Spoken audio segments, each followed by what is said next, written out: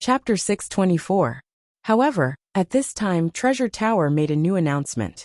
Due to the unexpected number of wandering cultivators buying the limit-breaking pills, World Commerce had decided that if there were any leftovers from the 15,000 limit-breaking pills sold today within half a day, all wandering cultivators in the world would have the right to buy them. There was no limit to the number of people who could buy them, and they could buy them repeatedly, until they were all sold out. Once this news was announced, the vexed wandering cultivators who wanted to vomit blood immediately became spirited and rushed outside Treasure Tower to wait. This time they wouldn't miss this opportunity. If there really were any limit-breaking pills left, they had to line up in front. Jing Yuankong looked at the crowd gathered below Treasure Tower. This proved that his previous arrangements were effective. He relaxed and walked away from the window with a smile. On the top floor of the Blue Palace, Pei Fong's expression was unsettled. There had originally been dozens of lords gathered in the hall, but now there were less than 10 left. This time, he was the one who had contacted the various countries to pressure world commerce. More than 200 lords from various countries had reached an agreement not long ago, but now it had all become empty words. Previously, everyone had been optimistic that no matter how powerful world commerce was, they wouldn't be able to withstand the pressure from the various countries. It would be hard for embark not to lower the price. However, just as they were about to pressure world commerce, embark had suddenly made a fuss over the wandering cultivators. This caught the various lords unprepared and completely shattered everyone's hopes. Their tightly clenched fists had lost their target. If it was a normal power, everyone might have used force in this situation. No matter how reasonable you were, we would still force you to sell at a low price. What could you do? Who told you to be so incompetent? However, the world commerce led by embark wasn't a normal power. In addition, embark himself was a late-stage soul transformation expert. Once he forced the other party into a dead end, it would be very painful to bite. With a single order from him, the various countries would fall into chaos, and not many would be able to escape. Taking 10,000 steps back, Bing Qingzi and Hu Changshu were in an alliance with embark. If they were reasonable, they would definitely fight for their own benefits and work together with everyone else to pressure embark. This reasoning was that if you didn't lower the price when you couldn't sell it, you would obviously take the opportunity to extort money from everyone when you saw that everyone was determined to buy it. Although it was also a fallacious reason, it was still a far-fetched one.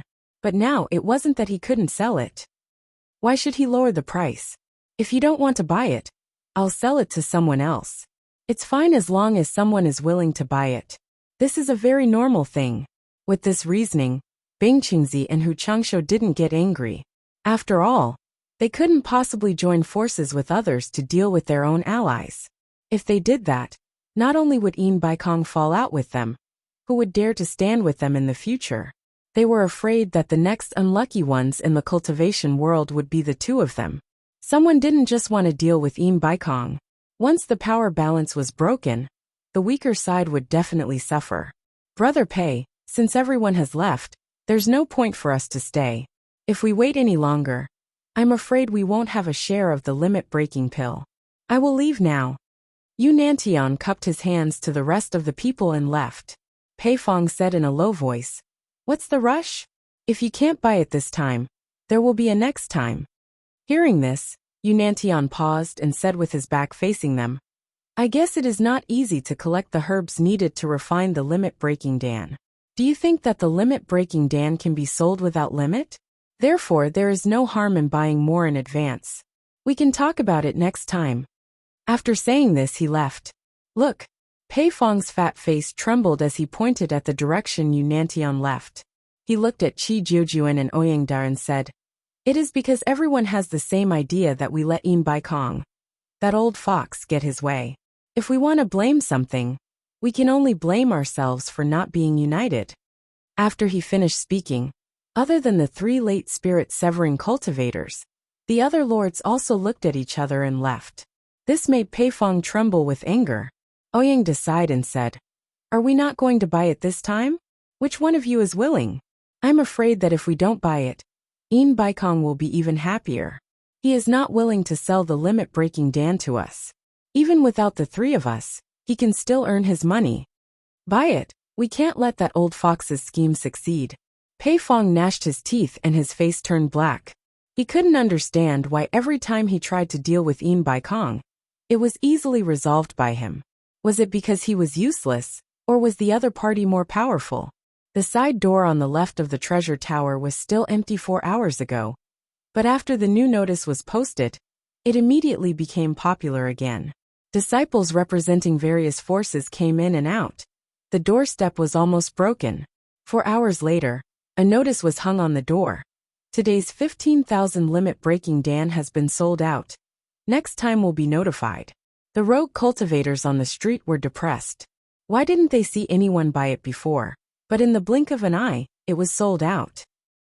Perhaps anyone could think of a way, but to be able to counterattack in such a short period of time, and in such an orderly manner, defeating the opponent's plot in one fell swoop, this was not something an ordinary person could do. Well done! Yu Qianqiu smacked his lips as he reminisced, looked at Mo Xiaojun, who had a face full of confusion, and shook his head slightly. Those who had not experienced this level could only see the surface of the good and bad business.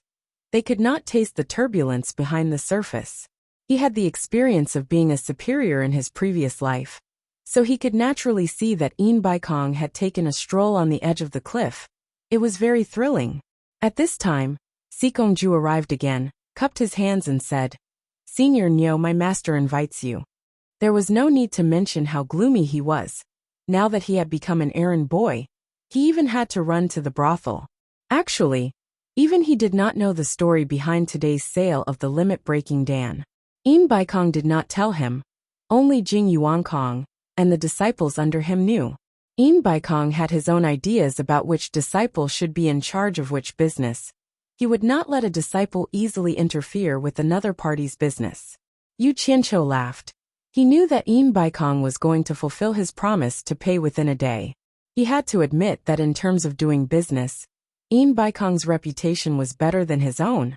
But his own reputation was not bad either. He happily arrived at the God of Wealth Peak, and upon seeing Yin Bai Kong, he immediately cupped his hands and said, "Brother Yin, I really admire you. You played your hand beautifully today." Yin Bai Kong was slightly startled. He did not expect this guy to be able to see through the inside story. He shook his head and smiled bitterly. The tree desires peace, but the wind does not cease. I also want to do business honestly, but some people just like to cause trouble. I have no choice but to retaliate. Let's not talk about this anymore. It would be strange if you could do business honestly. Yu Qianqiu smiled but did not say anything. Yin Bai Kong waved his hand and pointed at the 24 storage bags on the bluestone platform. 24 billion high-grade spirit stones have been paid as scheduled. Brother Niu, please check. Oh my. I've made a fortune. I won't have to sneak around for money anymore.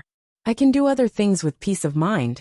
Yu Qianqiu's heart was pounding with anxiety as he put away the storage pouch on the bluestone platform with a smile. Then he looked at Yin Bai Kong and nodded seriously. Working with Brother Yin is really refreshing. I really did not choose the wrong partner. Haha, isn't Brother Niu the same?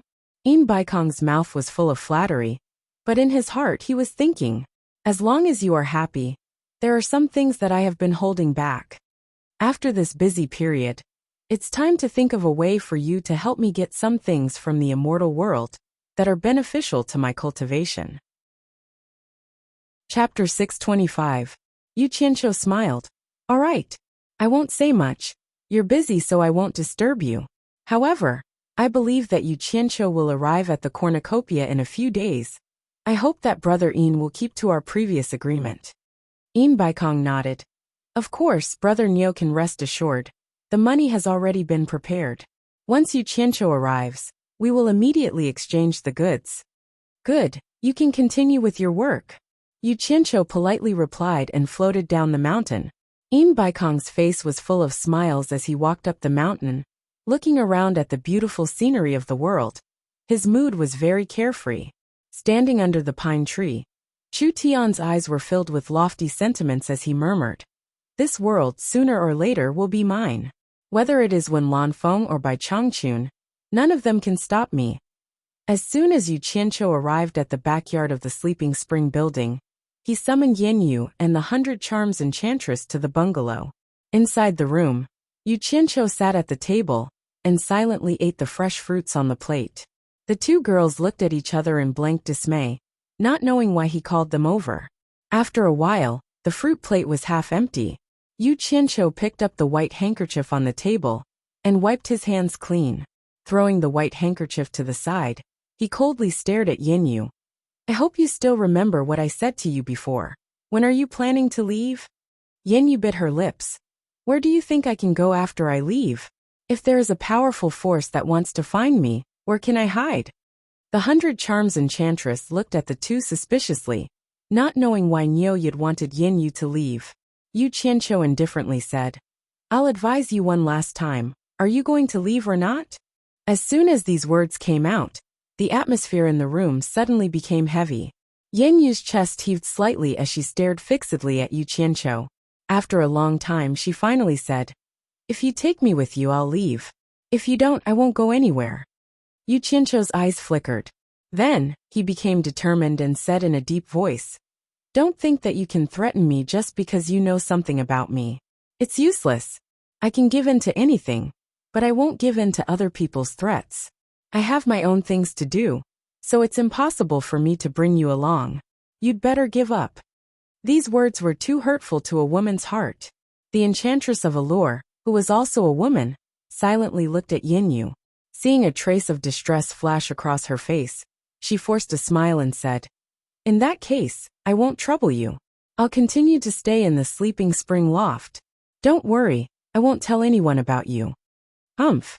Yu Qianqiu narrowed his eyes and said, Do you want to be a brothel keeper for the rest of your life?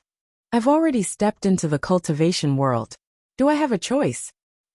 Yin Yu chuckled as if she was very happy. She said, Cornucopia still has some rules. Once I leave it, what will happen to me? A woman with no background, good looks, but low cultivation. Walking in the cultivation world will sooner or later become the plaything of God knows how many men. Senior Neo, you're also a man, don't you think so? Yu Qianqiu didn't answer her. He looked at the Enchantress of Allure with an expressionless face and said, And you? I advise you to return to the cultivation world of China. Don't think about looking for that Yu Qianqiu again. That guy still has a lot of problems to solve, so he can't help you at the moment. If you're willing, I'll find someone to send you back safely. Thank you for your kindness, Senior. Since I'm already here, I'd better stay and take a look. The Enchantress of Allure bowed slightly and tactfully refused Yu Qianqiu's kindness. Two women who don't know what's good for them. Yu Qianqiu suddenly stood up, leaving a cold snort, and strode out of the door. The footsteps outside the door suddenly disappeared, and then it was quiet inside and outside the room. Yin Yu suddenly raised her head and quickly ran out to the courtyard outside, but she couldn't see Niu Yid's figure anymore. She looked around in a daze, and her body swayed, and she almost couldn't stand, unbeknownst to her. The Enchantress of 100 Charm had appeared behind her and gently supported her. Yin Yu looked back with a little fear and asked, Why did he suddenly say that today? Will he never come back? At this moment, she didn't look like a shrewd boss lady at all. Men are all bad things. If he doesn't come back, then he won't come back. The Enchantress of Allure looked at her again and asked, Do you care about him a lot? Yin Yu broke free from her hands and smiled bitterly. Big Sister Yi, can't he see that I don't want to leave here, and only want to be with him? Since he wants me to leave, why didn't he even give me some words to make me feel assured? Isn't it said that men like to say some sweet words to coax women?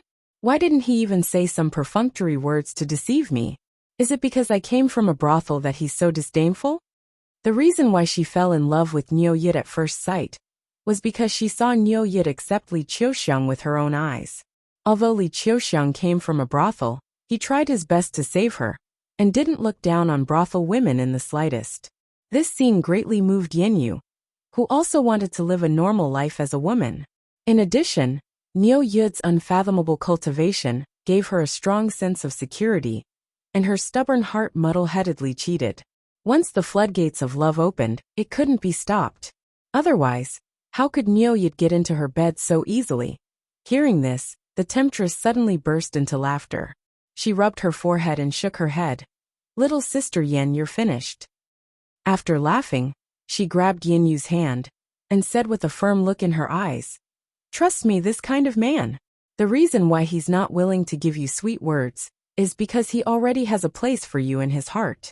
He has to take responsibility for every word he says to you, so he won't easily open his mouth. But then again, if he doesn't have you in his heart, he can leave if he wants to. Why would he come back to say these heartless words to you? There's no need." "Really?" Yin Yu grabbed her hand, eager to confirm. The temptress raised her hand and tapped Yin Yu's forehead and chuckled. "You're lucky to meet a good man. Don't worry. He's cold on the outside, but warm on the inside. He won't leave you alone. What's the use of his heartless words? He's just lying to himself. If he has the ability, he'll never come looking for you. You don't have to worry. Just wait for him to come back." Yin Yu was slightly stunned and suddenly burst into laughter. How could she not see this at the beginning?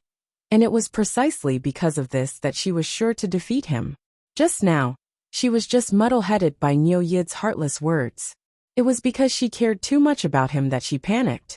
Yin Yu bit her lip and murmured, "If you have the ability, don't come looking for me." The temptress looked at Yin Yu with some envy. In the primeval forest outside the cornucopia, Yu Qianqiu once again appeared at the place where the pheasant was roasted last time. The ashes on the ground were still there, but the bones that were originally thrown there had disappeared. It was estimated that they were taken away by some animals.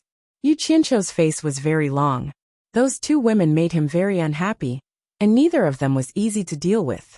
The temptress's feelings for him were a little ambiguous, and he still had some headaches until now. He tried to avoid it as much as he could. Yin Yu. It was a little strange that a woman with a pure body could support such a big brothel. Which normal woman would run a brothel? Yu Qianqiu was originally very suspicious, and he dared not reveal his true identity to make arrangements. After meeting the temptress, he wanted to let her take Yin Yu to the Huaxia cultivation world to hide first, and ask a reliable escort on the way, such as asking Nongzhu for help. However, these two women had steeled their hearts. "Do whatever you want, I don't care." Yu Qianqiu kicked a big tree fiercely twice to vent his displeasure. Suddenly, he looked up at the tree and saw a huge head poking out of the branches and leaves, staring at him with two big cold eyes. A large brown python flicked its tongue and slid down the tree trunk at high speed. Yu Qianqiu was stunned, and he guessed that his two kicks had awakened the sleeping python in the tree. Before the python landed on the ground, it rushed over and wrapped Yu Qianqiu with its nearly 10-meter-long body. Then it curled up, trying to strangle its prey. It was not strange to see such a big python in the primitive forest. Yu Qianqiu looked up at the python's gradually opening mouth and said coldly, "Yu Qianqiu is back, star flame fire spell." A ball of green flame suddenly exploded and swallowed both the man and the python. After a while, the green flame disappeared, and Yu Qianqiu was unscathed, but there was a pile of ashes on the ground. He did not even bother to look at it, and began to carefully remove the human skin mask on his face. Then he removed the force that suppressed his vocal cords, and changed his voice. He loosened the muscles on his face, removed the hairband that bound his hair, put away the bracelet on his wrist, and took off all his clothes. He stood there completely naked, and a stream of water appeared out of thin air, wrapped around him, and quickly washed him. After washing up, he waved his hand, and the stream of water flowed into the dense forest. He took out another set of clothes and changed into it, and his hairstyle was restored to Yu Qianqiu's style. He looked like a new person. He looked around, and without hesitation, he quickly flew into the air. He looked at the god of wealth peak in the distance, and in a flash, he flew towards the treasure basin. Not long after, he arrived outside the treasure basin and landed between the two hanging bridges. He saw many cultivators coming and going on the bridge, which was hidden in the fog. Guan Zhongkai had brought him here once, so he was familiar with the way. He strolled along the hanging bridge and entered. After crossing the hanging bridge, he entered the cave. Yu Qianqiu walked straight into a stone room inside the cave, and saw a few people registering to receive the treasure basin entry jade archive. He was not in a hurry, and stood in line behind them obediently. When it was his turn, he said, "Give me an entry jade archive." Name school. The cultivator behind the table picked up a jade archive and asked as he wrote something on it. Yu Qianqiu no school, a loose cultivator. Yu Qianqiu said plainly. As soon as he said that, the people coming and going in the cave all stopped in their tracks. Even the guards in the cave turned to look at him. The cultivator behind the table raised his head in surprise and said, "You're Yu Qianqiu." Chapter 626. If I'm not Yu Qianqiu, then who do you think I am? Yu Qianqiu retorted, amused and annoyed at the same time. That's not what I meant. The person behind the table stood up and waved his hand. Just then, a person sitting in the corner of the stone room walked over and smiled.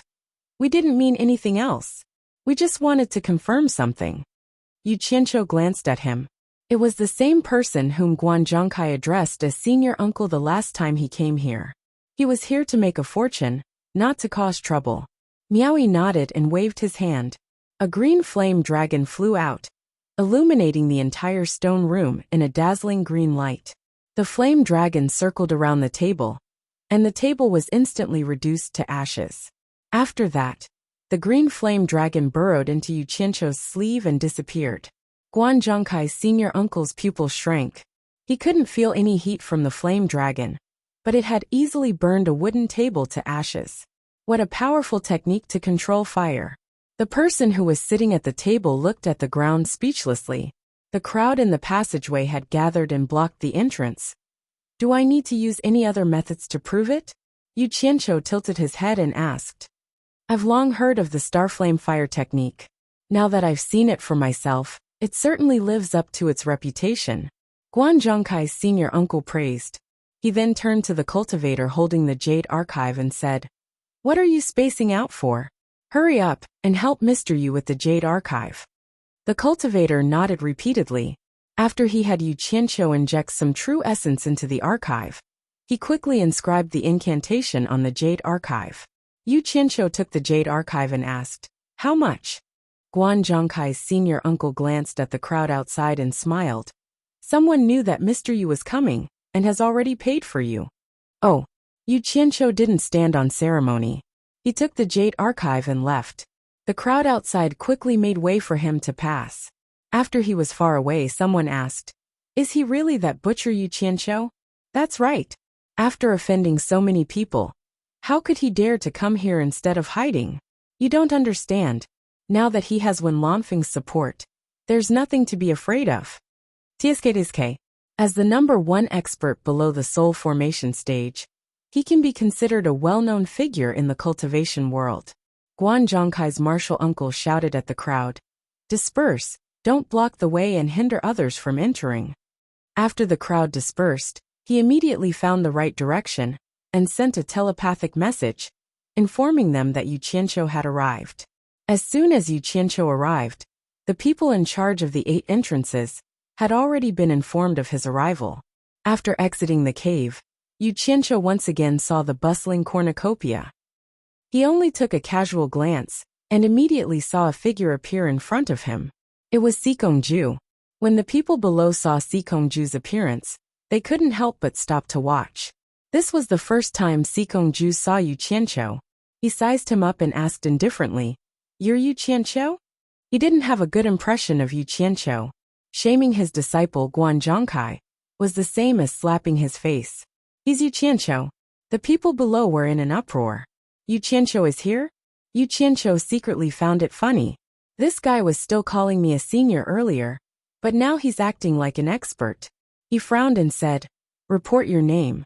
I don't casually talk to strangers. Sikongju's eyes flashed as he stared at Yu Qianqiu and said in a deep voice, World Commerce Association, Sikongju. Oh, I've heard of your name for a long time. I am indeed Yu Qianqiu. Yu Qianqiu cupped his hands and asked curiously, Do you have any business with me? Senior Niu asked me to find you. I believe you should know what's going on. Sikongju said, If it wasn't for the other party carrying something important, why would he be so patient with Yu Qianqiu? Oh, I understand. Yu Qianqiu looked around and said in astonishment, Are we going to talk here? Sikongju pointed at the god of Wealth Peak and said, Follow me. Yu Qianqiu nodded, and the two of them flew towards the god of wealth peak. Wow! That butcher actually dared to come to Cornucopia. Someone exclaimed, and the crowd immediately became lively. The news of Yu Qianqiu's arrival quickly spread. On the god of wealth peak, Yin Baikong smiled as he looked at Yu Qianqiu, who was looking around, and said, I am Yin Baikong. You are the rising star of the cultivation world, Yu Qianqiu? Haha. You are indeed a talent, not bad, not bad. Ah. You are one of the top 10 experts of the cultivation world, Senior Yin? Yu Qianqiu steadied his head and asked in disbelief. Haha. It's just an empty title, not worth mentioning. Yin Baikong appeared to be amiable. Greetings, Senior Yin. Yu Qianqiu bowed and stood up. He suddenly said to Sikongju, You should also learn more from your master. In terms of cultivation, your master is much higher than you. But look at Senior Yin, he speaks so politely. Unlike you, you act like you want to kill the moment you see him. Sikongju was stunned by his words. Then, his face twitched and his eyes glared at Yin Baikong. This guy was telling on him. Before they left the mountain, Yin Baikong had specially told him to be polite to Yu Qianqiu. As expected, Yin Baikong's face slightly sank and asked indifferently, Sikongju, what did you do to Yu Qianqiu? Just what is going on? Even if Sikongju killed Yu Qianqiu, Yin Baikong wouldn't feel bad about it. But not listening to him was something to think about. Master, I didn't do anything to him. Sikongju forcefully suppressed his anger. Yu Qianqiu waved his hand and said, Senior Yin, don't misunderstand. He really didn't do anything to me. It's just that the way he spoke made me feel uncomfortable.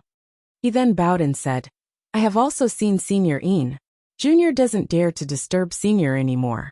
I will take my leave now. He turned and left. Leaving just like that? Yin Baikong was startled.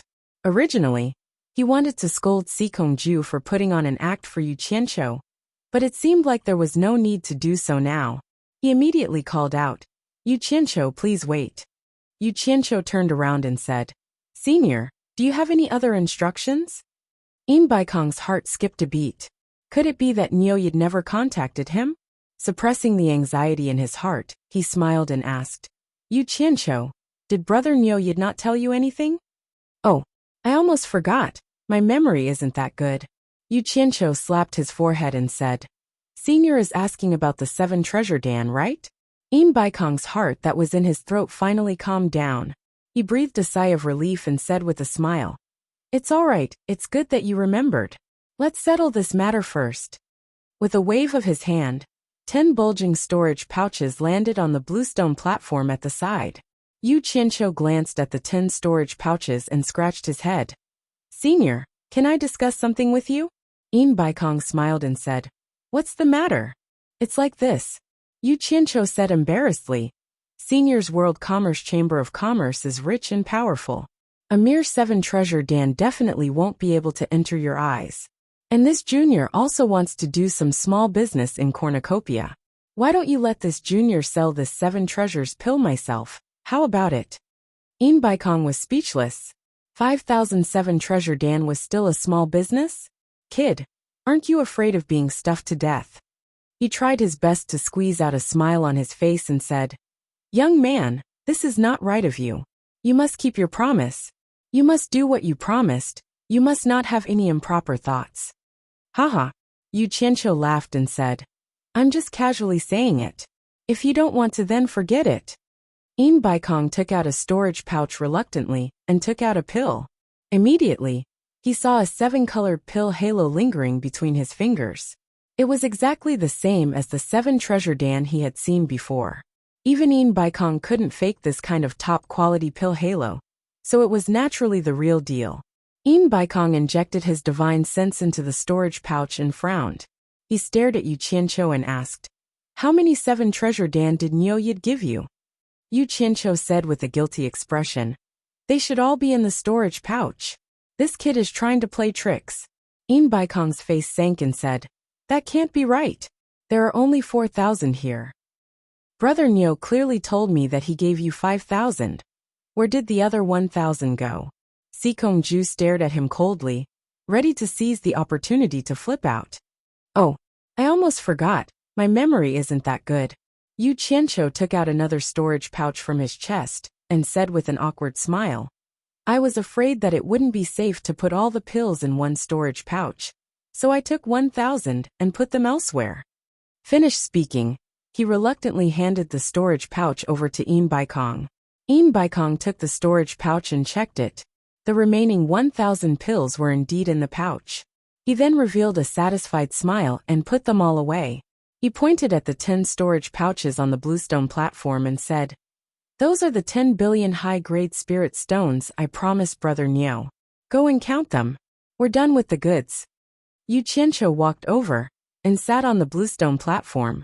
He counted the pouches one by one and muttered, No matter how much money there is, it's not mine. I have to give it all to Senior Niu. After confirming the amount, he put away the storage pouch and said to Baikong, Senior, next time, you can ask Senior Niu to give you the 7 treasure pills directly.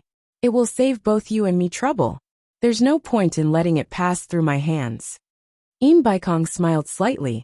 He could see that this kid was making so many problems because he wasn't satisfied that he didn't get any benefits in the process.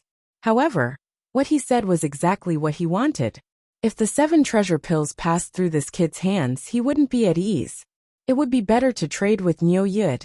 He nodded and said, Since you said it like that, then it's settled. I'll talk to Brother Niu about this. He then turned to Sikong Ju and said, Sikong, send Yu Qianqiu down the mountain. Remember to give him 100,000 high-grade spirit stones.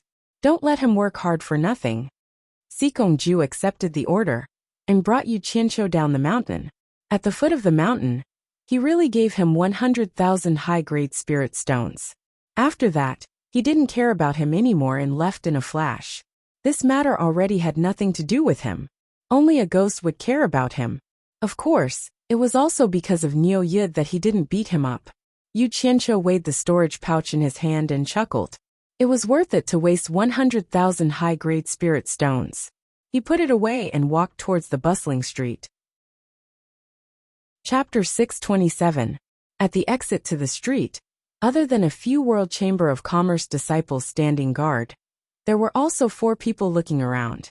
Normally, outsiders were not allowed to stay on this road to God of Wealth Peak. However, these 4 people were Niu Yud's subordinates and enjoyed privileges that outsiders did not have. Yu Qianqiu walked to the back of the 4 and stopped. The 4 of them also turned to look at him. They were all a little confused. This person didn't look like a disciple of the World Chamber of Commerce. So why did he come down from God of Wealth Peak? Yu Qianqiu smiled at the 4 people. I am Yu Qianqiu. Senior Niu must have already told you. The 4 people looked at each other and no longer had any doubts. The person who knew the content of their conversation with Niu Yud was naturally Yu Qianqiu. So they bowed together and said, Greetings, Mr. Yu.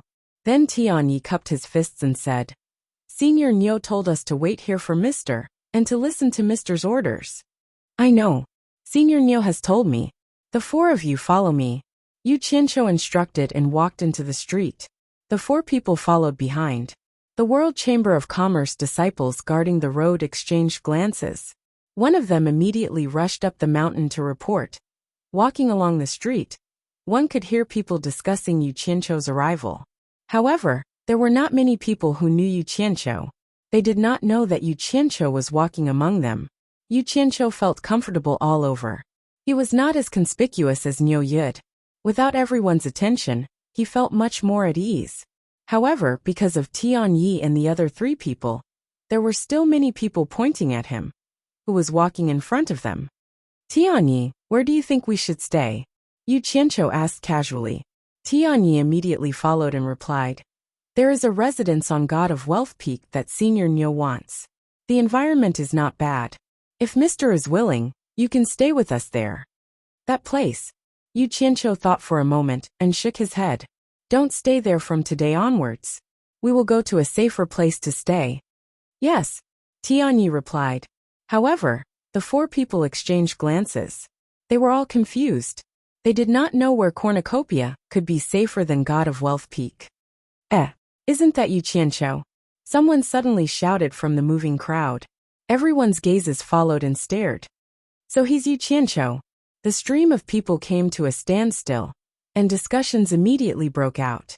This was bad. They were immediately caught in a traffic jam. The group of 5 had become a rare animal. Everyone wanted to see what Yu Qianqiu looked like. The path ahead was also blocked. Yu Qianqiu did not say anything else. His body emitted an azure flame that wrapped around him, and he walked forward with the flame in his hand. It was a very frightening sight. The scorching heat wave cleared the way forward, scaring the onlookers into squeezing in all directions, immediately clearing the way forward. Both sides of the street were instantly filled with curses. Yu Qianqiu couldn't be bothered to care about them. In any case, there weren't many good people here, and they deserved to be burned to death. He put away the green flames and continued on his own path, letting the others curse him. If someone scolded him too impudently, he didn't mind killing 1 or 2. Who asked him to have Wen Lanfeng supporting him now? It would be a waste not to use such a big name. Amano and the other 3 looked at each other. The name of the butcher of the cultivation world was indeed well-deserved. Following Yu Qianqiu, they crossed a few streets and stopped in front of a shop. When the 4 of them saw the emblem of a dark green orchid, they suddenly realized. That's right. Didn't Wen Lanfeng come to Cornucopia? Living in the Wen family's shop was definitely safer than living on the God of Wealth Peak. The shop assistant welcomed the 5 people who came in with a smile and said, "You." Noticing that a group of people were looking here and pointing, he was a little puzzled, so he couldn't help but change his words. "Are the 5 of you here to sell something?" Yu Qianqiu glanced at the shop and found that the Wen family's shop was simply a grocery store, with all kinds of things. It seemed that the Wen family didn't have any specialty, and it was difficult to make a lot of money without something special. It was probably just a contact point. He shook his head and said to the assistant, "I'm Yu Qianqiu, and I'm here to visit Senior One." Yu Qianqiu. The assistant looked outside and immediately understood. The shopkeeper of the shop came a few steps and asked, "Are you Yu Qianqiu?" "I'm the real deal." Yu Qianqiu smiled. The shopkeeper looked serious and waved his hand, saying, "Come with me." Then he took them to the backyard and asked them to wait for a while. He ran upstairs to report. After a while, a head popped out of a window upstairs, with a sullen face, and shouted to the people below, "Get up here." It was none other than Nongzhu. "Have you taken the wrong medicine?" Yu Qianqiu immediately retorted. He turned back to the 4 people and said, "You wait here, I'll go and see what's going on." The 4 people agreed, but they were secretly amazed. They all saw the man just now. It was Mr. Nongzhu, who looked for Niu Yid last time. Yu Qianqiu dared to contradict him like this. He was very powerful. Lu Yanqing heard Yu Qianqiu's words upstairs and suddenly laughed. She asked Nongzhu, "Is it Yu Qianqiu?" Nongzhu nodded with a sullen face. When Lanfeng couldn't help laughing, he rubbed his hands excitedly and said, "I've heard of this guy for a long time. I'd like to see what's different about him today." The 3 people all stared at the door. Everyone said that he was refined, but how did he end up being such a bootlicker? Was this really the talented Yu Qianqiu? If Nongzhu was not present, she would even suspect that this person was an imposter of Yu Qianqiu. Yu Qianqiu had a look of astonishment as he said, "So, it's the world-renowned miracle hands of rejuvenation, divine physician Senior Lu. Sorry for the disrespect." Then he bowed to Wen Lanfeng and said, "Senior Wen, please forgive me for not knowing. I was too reckless just now. Please don't take it to heart." Lu Yanqing was completely speechless. She thought it was not a coincidence that this guy could be in a brothel. When Lanfeng said with a warm face, "Those who don't know are not guilty. You can't be blamed for not knowing." Yu Qianqiu immediately took advantage of the situation and said, "Since you have forgiven me, I have a request. I hope you can agree." Nongzhu glanced at him coldly and thought, "Here it comes. Here it comes. I knew this guy would never be ingratiating for no reason. He must be hiding something." When Lanfeng's first impression of Yu Qianqiu was very good. It was rare to see such an attractive junior after so many years. No wonder he could enter by Changchun's eyes. There must be a reason. She immediately nodded and said, "What's the matter? As long as I can do it." "Here's the thing," Yu Qianqiu explained with a bitter smile. "Senior One, You know that I have offended a lot of people in the cultivation world. Now that I have come to Cornucopia, I really can't find a safe place to stay. I wonder if I can stay in your one family shop? I see that you have a lot of empty rooms here. Nongju was suspicious. This guy had found a free bodyguard. He pretended to be Nyo Yud, and was like a fish in water in Cornucopia. Who dared to provoke him? Now he suddenly restored his true appearance. Was something going to happen in Cornucopia? Thinking of this, he immediately thought of Ze and Furong, who were still on the God of Wealth peak. He immediately decided to bring them here as soon as possible. It was right to follow this cunning guy. He did not know that Lu Yanqing was also suspicious. That's it. When Lanfeng was surprised and felt that the request was too simple. It's not just me. There are also 4 of my attendants down there. Can they all stay together? Yu Qianqiu asked. When Lanfeng laughed and said, "This is nothing. You can all live in." Chapter 628. Haha, thank you, senior. Yu Qianqiu showed a sincere smile. But when he looked at Wen Lanfeng and Lu Yanqing, he shook his head slightly, showing a look of regret, and muttered, "What a pity, what a pity." No one knew what he was talking about, but everyone understood what he meant. When Lanfeng was very emotional, he admired Bai Chongqun from the bottom of his heart. How could he find such an outstanding disciple? Why didn't my Wen family have such an outstanding disciple? Otherwise, I would have taught him a good lesson. Lu Yanqing, who was in the green gauze, bit her teeth lightly. Logically speaking, she should not be too calculative with this junior. But for some inexplicable reason, she felt her teeth itch. Don't play tricks here. Nongju sneered at Yu Qianqiu, and then said to Wen Lanfeng, "Wen Lanfeng, the 2 girls I brought are living with Yin Bai Kong. I'm a little worried, I'd better bring them here." All right. When Lanfeng nodded, Yu Qianqiu was slightly stunned, and asked suspiciously, "You brought 2 girls here? Who?" Nongju rolled her eyes and snorted. "Who cares who they are? They are not as important as your spring slumber loft." After that she teleported. Yu Qianqiu was speechless. It seemed that Nongju already knew about his relationship with Yanyu. Thinking of Furong of Shuntian Island, and Wu Lixue of the Wu family, he couldn't help but reflect. Later he sighed sadly, seeing that he couldn't do anything about the previous one. Lu Yanqing knew his background, and her eyes were hiding behind the green veil to observe. When Lanfeng didn't understand what Nongju meant, and asked in surprise, "Yu Qianqiu, what's your relationship with the spring slumber loft?" Yu Qianqiu came back to his senses, and said with a bitter smile, "Something that shouldn't have happened, anyway, it's all my fault." He casually said. When Lanfeng saw that he didn't want to talk about it, so she didn't ask anymore. After the news of Yu Qianqiu's arrival in the cornucopia spread, all the forces were ready to make a move. To the various demigod realm lords, Yu Qianqiu's current cultivation was nothing to them. What moved them was the treasure left behind by the demon lord of 10,000 swords. Hence, they all sent people to keep an eye on him. This brat had been hiding for so long.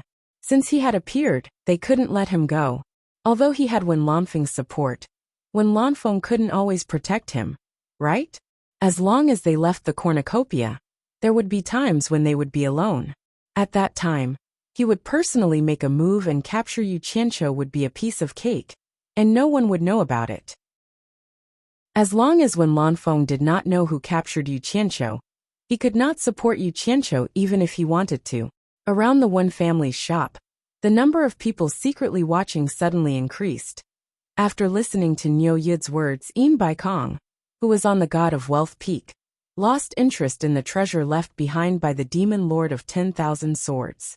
However, after hearing that Amano and the other 3 were following Yu Qianqiu, he felt that something was wrong, but he couldn't figure out what was wrong. Hence, he also ordered people to closely monitor Yu Qianqiu. In the Dirong Kingdom's shop, after Bing Qingzi heard about Hu Yuntian's actions in luring the 2 of them to the sleeping spring loft, his complexion became gloomy and gloomy. Without a doubt, even though he had sworn an oath, it had still aroused the suspicion of others. Since Hu Changshou had already become suspicious, the others certainly wouldn't be any better. It was just that most of them didn't have Hu Changshou's strength, so they didn't dare to openly probe. Being stabbed in the back by one's ally made one's mood very bad. However, Bing Qingzi slightly calmed down and put this matter aside for the time being. Similar things were common in the cultivation world, so it wasn't strange at all. Just like these few times, how could he and Hu Changshu not stab Yin Baikong in the back? The latter was also the two's ally, but when it came to interests, they would still take action. The most important thing was to have the ability to deter others, so that they wouldn't dare to act rashly. After the cornucopia meeting ends, immediately follow me back to the Ice Palace. This is not a place to stay for long. For the first time, Bing Qingzi's words to Yan Juexing carried an unquestionable tone. Yan Juexing was silent for a while before saying, "Master, disciples' cultivation has stagnated, becoming a bottleneck in the cultivation of demonic arts. I can only rely on the blood demon flower to lay the 7-star blood formation, to absorb the power of the stars to break through quickly. It's said that the cornucopia meeting is a gathering of treasures, but why haven't I seen anyone selling the 7-star blood orchid until now?" Bing Qingzi and Man, who could hear the unwillingness in his words. Sigh. This kind of thing can be encountered, but not all the time. Bing Qingzi sighed slightly and said, "It turns out that the true cultivation meaning of the demonic book has always been sealed by the taboo. Those who don't cultivate the demonic book can't discover and break it. Otherwise, the demonic book will self-destruct. Even I didn't know about this. If I had known that the 7-star blood orchid was the blood demon flower, I would have started collecting it long ago, and I wouldn't be in such a passive situation. At least 7 blood orchids are needed to lay the formation. It's a bit difficult to collect them all at once." Man who bowed and said, "Master, you can't be blamed for this. I think the demonic king who wrote the demonic book didn't want such a book to fall into the hands of his opponent, so he added the taboo to protect it." Then he said to Yan Juexing, "Junior brother, this matter can't be rushed. Although the 7-star blood orchid is rare, it's not extinct. There will be a time when it appears, so we might as well wait patiently." Yan Juexing nodded slightly, but he said thoughtfully, "Maybe there are many in the Chinese cultivation world." "Oh." Bing Qingzi's eyes lit up. "Are you sure?" "There are 4 major clans in the Chinese cultivation world. Among them, the Wu clan runs the largest auction house in China. I participated once and saw someone auctioning the blood orchid with my own eyes." Yan Juexing squinted his eyes and said, "Later on, I heard that the Wu clan auctioned the 7-star blood orchid several times consecutively. This matter is a bit strange. Why is it that only the Wu clan auctioned the blood orchid one after another?" "Are you suspecting that the Wu clan has the blood orchid?" Bing Qingzi asked. "That's not necessarily true." Yan Juexing shook his head and said with firm eyes, "But there's one thing I'm sure of. The Wu clan definitely knows who the seller and buyer are. It's a pity that it's not convenient to go deep into China's hinterland to make a move on the Wu clan. Otherwise, I'll definitely be able to find out something." "All right, there's no need to worry as long as there's a target."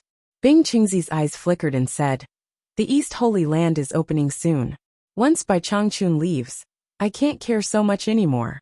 I'll make a trip to the Wu clan personally and find the blood orchid, so that your demonic technique can make a breakthrough as soon as possible." "Master." Man who wanted to say something, but stopped on second thought. A group of spirit-severing stage experts were forced by Changchun to make a deadly oath, so they couldn't go to the Chinese cultivation world easily. But thinking that Master had broken the restriction to save Yan Juexing last time, it was meaningless to say anything more. At this moment, a disciple ran over and reported the news of Yu Qianqiu to Cornucopia. After hearing the news, Bing Qingzi and Man whose faces turned gloomy. They had always remembered the death of their second brother on Yu Qianqiu's head. "Yu Qianqiu, you finally appeared.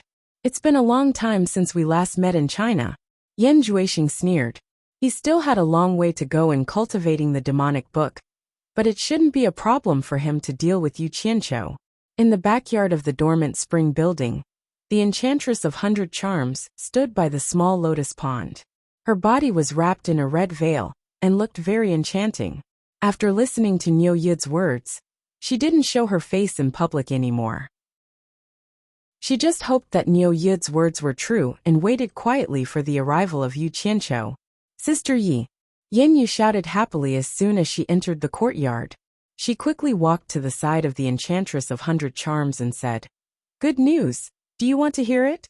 The Enchantress of 100 Charms had a trace of doubt between her eyebrows. After thinking for a while, she was shocked and thought of something. For the current her, what else could be good news? She couldn't help but ask excitedly, You mean he's here?" Yin Yu smiled and said, "When I first heard the news, I was worried that you would be happy for nothing.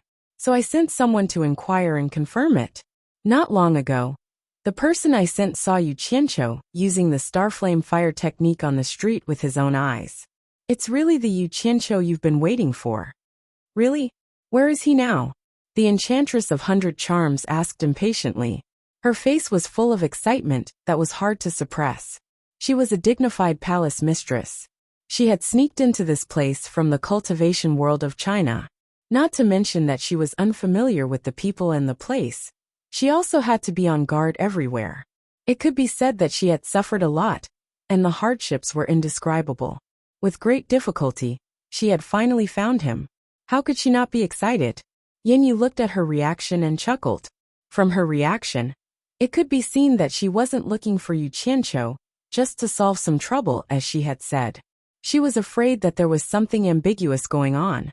To be honest, Yin Yu was now somewhat curious. What kind of person was Yu Qianqiu to be able to make this woman, who always laughed at everything, care so much about him? "I heard that he entered the Wen clan's shop and hasn't come out yet." Just as Yin Yu finished speaking, she saw that the Enchantress of 100 Charms was about to soar into the sky. She hurriedly pulled her back and shook her head, saying, "Since he's already here, why are you in such a hurry? The cornucopia doesn't allow cultivators below the soul formation stage to fly as they please. Otherwise, they will be killed. Don't be too happy until sorrow comes." The Enchantress of 100 Charms paused. She could hear the teasing tone in Yin Yu's words. She then angrily pinched Yin Yu's voluptuous chest and said, "You're making fun of me." However, she still gave up on the thought of flying over, and quickly left the lotus pond. Yin Yu flashed and caught up to her. She pulled her back and said, "I want to see what kind of man this Yu Qianqiu is to be able to make Big Sister fall head over heels for him." "You're still talking," the Enchantress of 100 Charms shouted, and the other giggled. The two of them chattered as they left. It was always easier for women who were in the same boat to become friends. Two beautiful women, one more seductive than the other, appeared on the street at the same time. They immediately attracted everyone's attention, and the sound of saliva being swallowed could be heard. The two women ignored them and went straight to the Wen clan's shop. When the shopkeeper of the shop saw the two of them, he was stunned for a moment. He immediately greeted them with cupped hands and a smile. "So it's owner Yen, and the top courtesan of Spring Slumber Brothel. Your presence really brings light to my humble shop. May I ask what you two would like to buy from my humble shop?" Shopkeeper Wen is too polite. Yin Yu smiled. They were doing business on the same street, so they knew each other. He then asked, "I heard that Yu Qianqiu is in your shop. Is that true?" Shopkeeper Wen pondered for a moment. He thought that everyone had seen this, and there was nothing to hide. He then nodded and said, "That's right, he is here. Could it be that you two are here to look for him?" Chapter 629. Temptress replied, "I'm an old friend of Yu Qianqiu. I heard that he came to Cornucopia, so I came to see him. Please inform him that Yi-kun is looking for him. He naturally knows who I am. If it weren't for Wen Lanfeng, she would have gone in to find him." Shopkeeper Wen's face was solemn. Yu Qianqiu had a close relationship with the Wen family's ancestor. He really didn't see that this seductive sleeping spring housetop courtesan was actually a friend of Yu Qianqiu. Could it be that there was some ambiguous relationship between the two? He didn't dare to neglect and immediately cupped his hands and said, "Please wait a moment, I'll go and inform Mr. Yu." "Thank you." Temptress respectfully sent him off. Upstairs, Yu Qianqiu was swinging his arm to fool Wen Lanfeng, causing Lu Yanqing to frown incessantly. Wen Lanfeng seemed to be possessed, and even admired him to the extreme. In his heart, he was full of envy that Bai Changchun had accepted a good disciple. The shopkeeper ran up and saluted them first, and then said to Yu Qianqiu, "Mr. Yu, There is a woman named Yi-kun looking for you downstairs. She said that she is your old friend. Do you want to see her? Yu Qianqiu was helpless. This was expected. He knew it would be like this. He sighed and said, "Bring her to the backyard first. I'll go down later." After that he sat on the side in a daze. The shopkeeper took the order and went down. When Lu Yanqing heard Yi-kun, she immediately remembered the charming woman who sang in Sleeping Spring House. Wasn't she called Yi-kun? When Lanfeng saw him in a daze and couldn't help but ask, "Who is Yi-kun? It seems that you don't want to see her." "It's a long story." Yu Qianqiu sighed. He felt a headache whenever he saw the 100 Charms Enchantress. This unclear relationship really made him feel conflicted. The temptress and Yan Yu were led to the backyard. The shopkeeper informed them that Yu Qianqiu was talking to Wen Lanfeng and would come down shortly. He asked them to wait for a moment. After saying that, the shopkeeper did not disturb them and went to busy himself. Yan Yu saw Amano and the other three sitting in the courtyard, so she went over to greet Li Qiuxiang. The temptress looked around and sighed. Back then, she was a dignified palace master, and Yu Qianqiu was just a small disciple who worked as a laborer in Angquangsung, and he was almost killed by her. Now things were really different from before. His name was known to everyone in the cultivation world, and he was even more famous than himself. Moreover, the people who came and went were all top figures in the cultivation world of China. It was really hard to understand. He had been jumping around outside and causing trouble everywhere. It was a miracle that he had survived until now, but unexpectedly, he climbed higher and higher, climbing to a height that many people could not reach. At this moment, 3 figures landed in the backyard at the same time. It was Nongzhu who brought Zi and Hibiscus. As soon as Nongzhu arrived, people in the yard came over and saluted Senior Nongzhu. Nongzhu waved her hand casually, indicating that there was no need to be so polite. But when she saw Yanyu, her expression was not friendly. Yanyu lowered her head secretly and cursed in her heart. She did not know when she had offended this senior, who always gave her a bad look. Zi accidentally glanced at the temptress and was stunned for a moment. Then she cheered. "Ah, Sister Yi, why are you here?" "Zi." The temptress's eyes also lit up, and the two of them held hands excitedly. Especially Zi, she did not have many friends, and suddenly met one. She was really happy. When Yu Qianqiu, who was upstairs, heard the words purple dress, he was startled. He immediately tiptoed to the window, and like a thief, he stuck his head out and looked down. It would have been fine if he didn't look, but when he did his face turned green. Let alone purple dress, even that girl was fine. In addition to the temptress, there was also Yanyu. What the hell? Farong was also here. What was Nongzhu doing? Why did she bring her here? When Lanfeng and Lu Yanqing looked at each other and found that they could not understand this guy, they looked at his strange behavior. Nongzhu saw that her daughter was so happy, so he forgot about Yanyu and asked with a smile, "Zi, who is this? She made you so happy." "Master, this is Sister Yi-kun. She was my best friend when I was in the cultivation world of Huaxia. She helped me a lot," Zi said excitedly. "Oh." Nongzhu suddenly smiled and nodded to the temptress. "In that case, I have to thank you. My disciple doesn't know what to do. Thank you for taking care of him." He wasn't just saying this casually. Since he had helped Zi before, he would remember this favor. "Senior, you are welcome. I did not do anything," the temptress said respectfully. "Well, Miss Yi, if you need me in the future, you can come to the purple bamboo forest in the South Sea to find me. Maybe I can help you a little." Nongzhu smiled. This could be considered as giving a promise. The temptress was overjoyed and immediately bowed. "Thank you, Senior. Thank you." She had heard of Mr. Nongzhu's name. She did not expect to accidentally make friends with the middle-stage divine transformation realm master, which made her overjoyed. Nongzhu suddenly said, "Ha!" He stared at the almost transparent clothes of the temptress and asked suspiciously, "You have practiced the jade charm skill? Who is Qiu Meinyang from the cultivation world of Huaxia to you?" The temptress was stunned and immediately replied, "Senior, I have indeed practiced the jade charm skill." Senior Qiu was the wife of the leader of the Caprice Palace, more than 1,000 years ago. I found the jade charm skill by accident when I was sorting out the relics of the past. It was left by Senior Chiao. Are you old friends with the ancestors of the Caprice Palace? Time really flies. It has been more than 1,000 years. At that time, my cultivation was only at the middle stage of the crossing calamity stage. Nongju sighed with emotion. The charming woman called Chiao Mainyang appeared in her mind. Her cultivation was one level higher than his at that time. They met by chance, and did not know each other's background. They did not want to inquire about each other's background. They just fooled around for a period of time, because they were attracted to each other. That feeling was really ecstatic.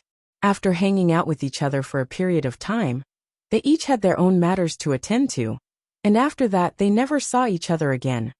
Ah. Nongju suddenly froze and asked weakly, "What did you just say? You said that Chiao Mainyang is the wife of the leader of the Caprice Palace?" "Yes. Senior, don't you know?" the temptress asked. Chiao Mainyang, good name. Yu Qianqiu, who was upstairs, revealed a cheeky grin and asked Wen Lanfeng, who had also walked to the window to watch, "Senior Wen, have you heard about the romantic history of this Chiao Mainyang and Senior Nongju?" Wen Lanfeng replied disapprovingly, "I have never heard of Chiao Mainyang. Nongju's romantic history is well known in the cultivation world. Who knows how many women he has hooked up with? With his cultivation talent, if he spent half of his time on women on cultivation, I am afraid he would have been ranked among the top 10 experts. You are the same, spending all your time on Lu Yanqing." Yu Qianqiu secretly smiled, but when he saw the women below, he suddenly stopped smiling. It seemed that he was the same. Haha, maybe it has been too long and I have forgotten. Nongju laughed. He was sweating in his heart. The woman he hooked up with was the wife of the leader of the Caprice Palace? At that time, although his cultivation talent was good, he was just a rogue cultivator in the middle stage of crossing calamity. At that time, the Caprice Palace was already a big force, but he dared to make a cuckold of the leader of the Caprice Palace. If he was found out, he would die without a whole body. That was dangerous, too dangerous. Nongju rejoiced and asked subconsciously, "How is she now?" After asking, he immediately realized that he had asked the wrong question. Since Chiao Mainyang said that it was a relic, she was naturally dead. Moreover, if Chiao Mainyang was still alive now, her cultivation must have reached the deification stage. If her cultivation had reached the deification stage, there was no reason that he did not know. Although his question was nonsense, the temptress still answered honestly. Senior Chiao passed away 1,000 years ago. This sentence made Nongju sigh. Looking back on the past, she could not count how many women she had slept with, but those who were still alive could be counted on one hand. Chiao Mainyang, have a safe journey. Nongju sighed to the sky. The fate of life was so magical. Chiao Mainyang's cultivation was higher than his, and now he did not know how many times she had reincarnated. But he was still alive after 1,000 years. Maybe this was the meaning of cultivation. To live. The temptress also suspected the relationship between him and Chiao Mainyang. But Chiao Mainyang was the ancestor of the sect after all. She did not dare to think deeply about it. But she was more or less glad. She did not expect that the ancestor of the sect had a relationship with the famous Mr. Nongju. If the sect encountered any trouble, it would be easier for her to ask for help. This was also the benefit of the ancestor. Furong, come here." Ziyi waved to Furong and called her over. She pointed to the temptress and said, "This is Sister Yi, whom I often mention to you. She is also very familiar with Yu Qianqiu. You can also call her Sister Yi." "Sister Yi," Furong said obediently. Ziyi pointed at her and introduced her to the temptress. "This is Furong, Yu Qianqiu's woman." Yu Qianqiu, who was upstairs, stared at the lively Ziyi and rolled his eyes. "Yu Qianqiu's woman?" The temptress was startled, then smiled and said, "Hello, Sister Furong." Yi looked around. She looked at the temptress, and then at Furong. She kept thinking about which woman looked more like Yu Qianqiu's woman. She did not know that she was also one of them. If she knew, how would she feel? "Sister Yi, aren't you in the Chinese cultivation world? Why are you here?" Ziyi asked curiously. The temptress pointed to the building and said with a smile, I happened to come to the cornucopia. I heard that Yu Qianqiu is here, so I came to see. He is here? Zi and Furong asked almost at the same time. The temptress was surprised and said, You don't know? Zi and Furong looked at Nongzhu at the same time. The former asked suspiciously, Master, is Yu Qianqiu really here? Her tone was a little sad. Nongzhu coughed guiltily and said, How would I know? Ever since he knew that Yu Qianqiu was in the Sleeping Spring building, he was already furious. He did not want the two girls to meet Yu Qianqiu. Why would he tell them that Yu Qianqiu was here? If he was not worried that something might happen, he would not have brought the two girls here. Chapter 630. When Lanfeng, who was upstairs, was confused, Nongzhu knew that Yu Qianqiu was here. Why did she say she didn't know? She tilted her head and looked at Yu Qianqiu for help. Yu Qianqiu smiled bitterly. Since she knew he was here, there was no point in delaying. So he left through the window.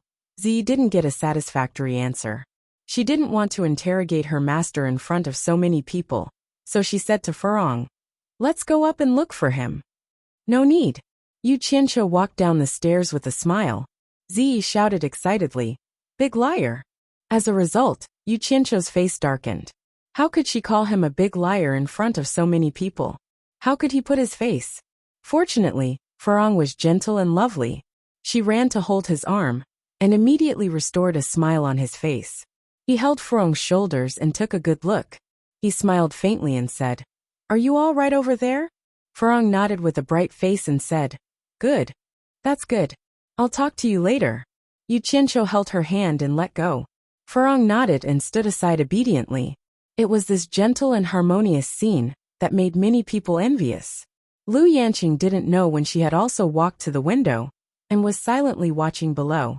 When Lanfeng tilted his head and looked, Yu Qianqiu looked at the temptress of 100 charms. When he was about to walk over, Zi stopped him and asked excitedly, Big liar, when did you come? Yu Qianqiu rolled his eyes and asked word by word, Who's the big liar? Please pay attention to the way you address me. If it weren't for Nongzhu's covetous eyes, he would have turned hostile on the spot. Zi didn't care and wasn't angry. She smiled and asked, Yu Qianqiu, how much money did you cheat while I was away? Remember to treat me later. Nongzhu looked at her daughter and was speechless. She was indeed a little rude. Yu Qianqiu wished that he could seal her mouth. Every time they met, she would not say anything nice. Taking a deep breath, he squeezed out a smile and said, You're getting married soon. I forgot to congratulate you. Have you received the congratulatory gift that I asked your master to bring for you? Mary. Zi opened her mouth wide and was stunned. Nongzhu wished she could cover Yu Qianqiu's mouth with her own. Zi was going to get married? Why hadn't Nongzhu mentioned it before? When Lanfeng and Lu Yanqing looked at each other, then they disappeared from the window and suddenly appeared in the courtyard, causing a group of people to salute them. Nongzhu, what do you mean? When Lanfeng asked somewhat unhappily, Zi's marriage is such a big matter. Why have I never heard you mention it? Could it be that you look down on me? When Lanfeng? Lu Yanqing also said unhappily. Nongzhu, we watched Zi grow up. Don't tell me we don't even have the qualifications to drink a cup of wedding wine. Who said I'm getting married? Why didn't I know? Zi said blankly. Nongzhu could not explain, so she simply put the blame on Yu Qianqiu and said, Don't listen to this boy's nonsense. He doesn't speak the truth. Everyone's eyes were focused on Yu Qianqiu again. They were very suspicious, as if they were doubting his honesty. Yu Qianqiu's personality was that of someone who would twist words and force logic, even if he didn't suffer a loss. How could he stand being wronged like this? F***ck, he cursed on the spot. Who's talking nonsense? You were clearly the one who told me that. Oh, Yu Qianqiu suddenly revealed an expression of sudden realization. I understand now. You must have come up with a reason for Ziyi's marriage in order to swindle my treasured sword. I was wondering why I didn't hear anything before. Then he pointed to Nongzhu and said to Ziyi. Ziyi, look carefully. Your master is the real liar. Shut up. Nongzhu was embarrassed into anger and said, Who cheated you of your sword? You're ruthless. I can't explain it to you. Yu Qianqiu stretched out his hand and said coldly, Give me back my sword. Don't tell me you didn't take it. Who took your sword? Nongju shouted angrily. The two of them quarreled directly, and both of them argued. The people present did not know who was telling the truth and who was lying. Those who did not know that Yu Qianqiu's master was Bai Changchun admired Yu Qianqiu's courage. He dared to contradict Nongju, who was in the spirit-severing stage. Boy, if you keep talking, believe it or not, I will kill you. Nongju directly began to threaten. Kill me? I'm afraid it won't be that easy. Yu Qianqiu rolled up his sleeves directly, as if he was going to fight. When Lanfeng could not stand it anymore and immediately shouted, Shut up all of you. Stop arguing. Yu Qianqiu, is this the sword you were talking about? Zi held an ancient sword in her hand and shook it. When Lanfeng glanced at it casually, and his pupils suddenly shrank. Lu Yanqing's eyes were also looking at the sword through the green gauze. Yes, it's this one. Give it back to me. Yu Qianqiu reached out to grab it. Zi pouted, and threw it directly back into her storage bag. Then a black light flashed in her hand, and a purple-black bamboo stick appeared. She shouted, Hit! Without warning, she directly hit Yu Qianqiu's head. When she raised the bamboo rod, Yu Qianqiu seemed to have a telepathic connection, and guessed where she was going to strike. With a whoosh he dodged to the side and roared, You're crazy! Ziyi's stick missed Yu Qianqiu's body, and she was slightly stunned. Her cultivation was not a little higher than Yu Qianqiu's. In addition, it was a close-range sneak attack. It was reasonable to say that it was difficult for him to dodge with his speed. Unexpectedly, he seemed to be able to predict it, and actually dodged in advance, anticipating the enemy's first move. When Lanfeng, Lu Yanqing, and Nongju looked at each other, and were somewhat surprised. They all saw that Yu Qianqiu did not dodge with speed, but in advance as if he had predicted it. It should be known that in a battle, being able to predict the enemy's first move was a great advantage. It was often a matter of life and death. This was a kind of sharp intuition given by God, or precious experience accumulated after a long period of fighting. Not everyone could have this kind of intuition, and some people, even if they fought for a lifetime, could not understand a thing or two in this aspect. To be exact, people who had this kind of magical intuition could be described as people who were blessed by God. Even if the three of them had reached the soul formation stage, it was difficult to use this intuition in a fight. Maybe they could occasionally see it, but they would doubt it and dare not follow their intuition unless they had to. After all, if they made a wrong step in a fight, the consequences would be unimaginable. Maybe it was a coincidence. The three of them secretly said in their hearts, Fight! Ziyi's attack missed, and she was not satisfied. She flashed and rushed to hit again with the stick. Although she did not see anything on the surface, she was stimulated by Yu Qianqiu's words. When her master gave her the sword, he said that it was a gift from Yu Qianqiu, which made her very happy. Who knew that when she met Yu Qianqiu, he wanted to take back the sword. She was very unhappy to take back the thing that was given to her, so she had to hit Yu Qianqiu to vent her anger. F***ck. Before Zi could move, Yu Qianqiu let out a ghastly cry, and once again dodged to the side in advance. Zi immediately pounced on empty air. He dodged in advance again. When Lanfeng and the other two looked at each other in surprise, Zi missed. Before her feet touched the ground, she dodged to the side and chased after Yu Qianqiu. She was hurt by this big liar. How could she be satisfied if she did not hit him with the stick? However, Yu Qianqiu seemed to have eyes in the back of his head. He suddenly twisted his body and moved to the side. Ziyi's bamboo stick brushed past his back and missed.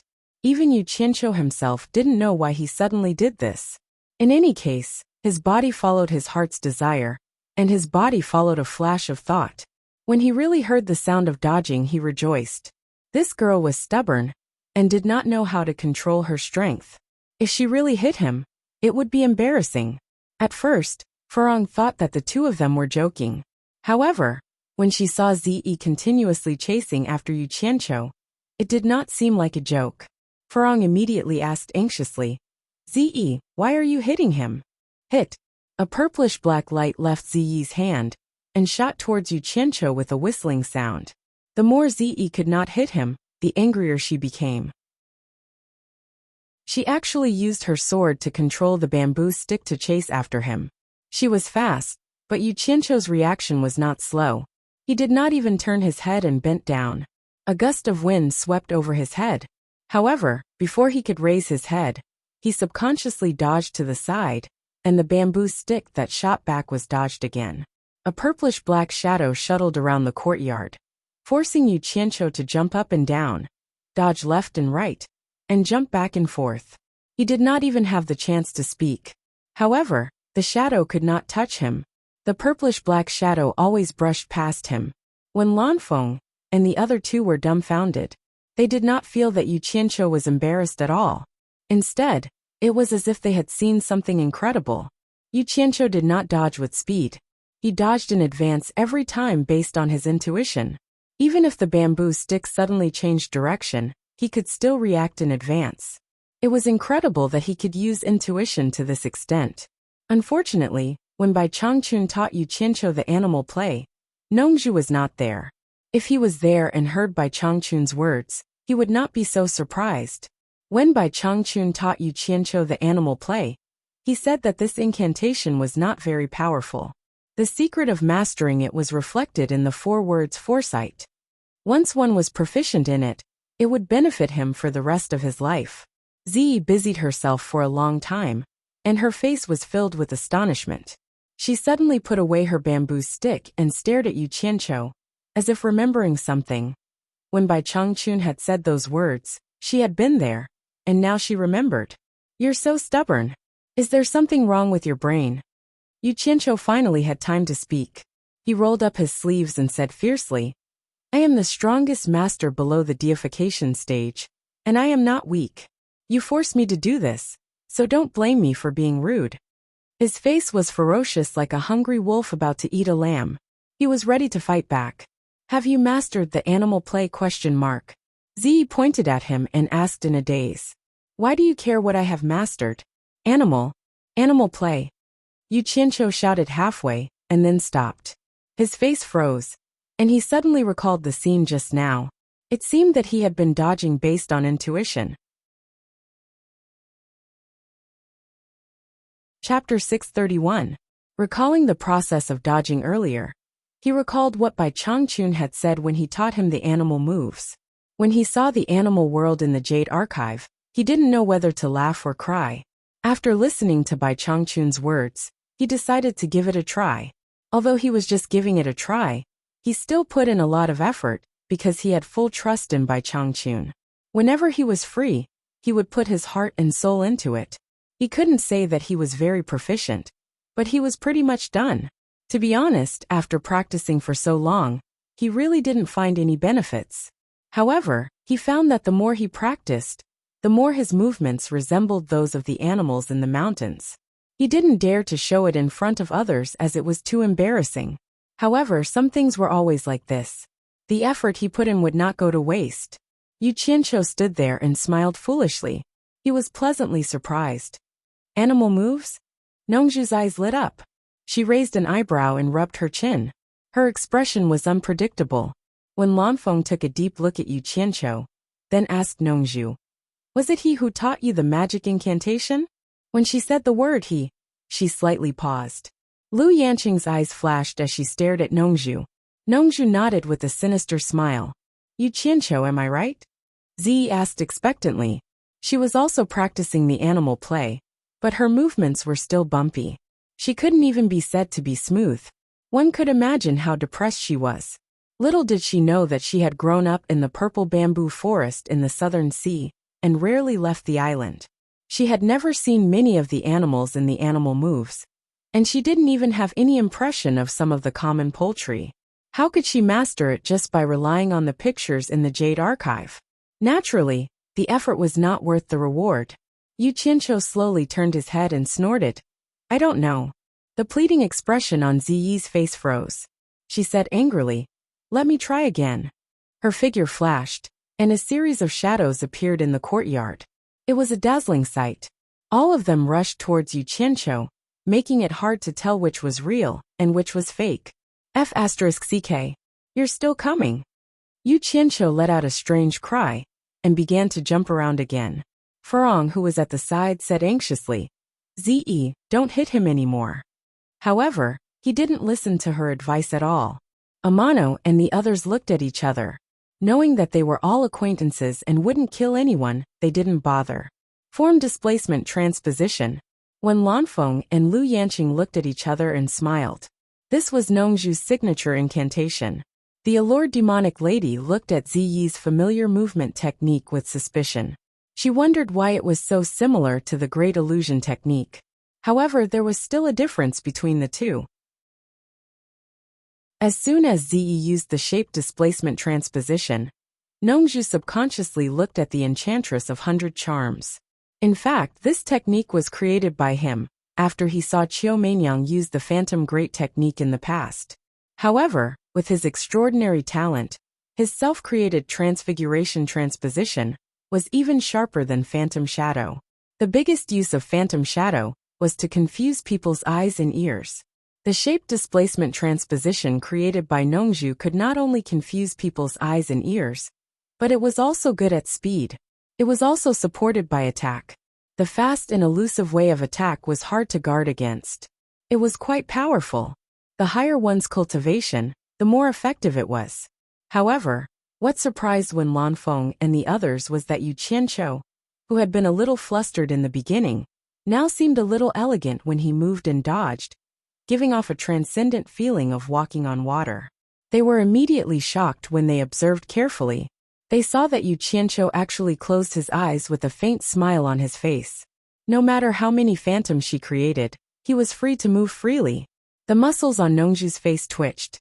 It was the first time in his life that someone could deal with his shape displacement transposition with his eyes closed. In fact, Yu Qianqiu had no choice. The phantoms that Ze created all over the courtyard always conflicted with his vision and intuition. He clearly felt that the opponent was attacking him from behind, but he also saw someone was attacking in front of him. The feeling of being in a dilemma was too painful, and he was almost in danger again and again. Should he see it with his own eyes, or follow his intuition?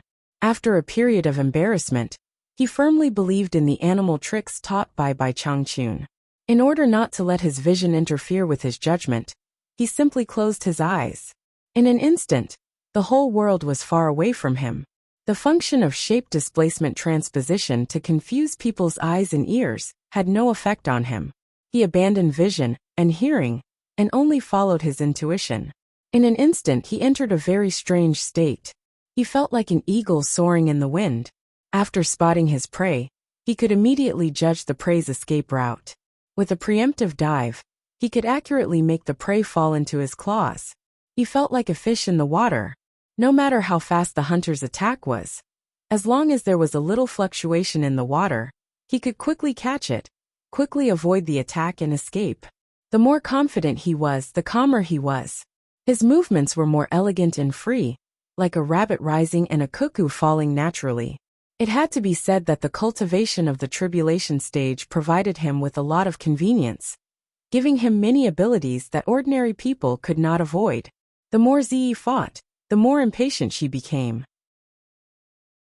She increased her speed to the extreme, but she always felt that she was just a little bit away from her opponent. She was on the verge of breaking down. In the eyes of the audience, it seemed that Ze deliberately let Yu Qianqiu go. She always attacked after Yu Qianqiu dodged, and she always missed by a little bit. The two of them seemed to be playing around. In fact, this was already the limit of Yu Qianqiu's dodging. If he encountered an expert in the soul formation stage, with the attack speed of the soul formation stage, it would be difficult for him to dodge the opponent's attack, even if he could predict the opponent's attack first. After all, the difference in cultivation was too great. In terms of speed, he would definitely be at a disadvantage. It was difficult to make up for this with techniques. However, for those below the soul formation stage, Ze at the end of the tribulation stage was an example, when Lanfeng and the other two were shocked. This guy actually dodged using his intuition from the beginning to the end. This was too exaggerated. Maybe it was nothing now, but when his cultivation reached the soul formation stage, it would be incredible. It should be known that most of the time, soul formation stage cultivators fought with their strength. The probability of them fighting in close combat was very high. Once they fought face to face, they could predict the opponent's attack first and support it with attacks.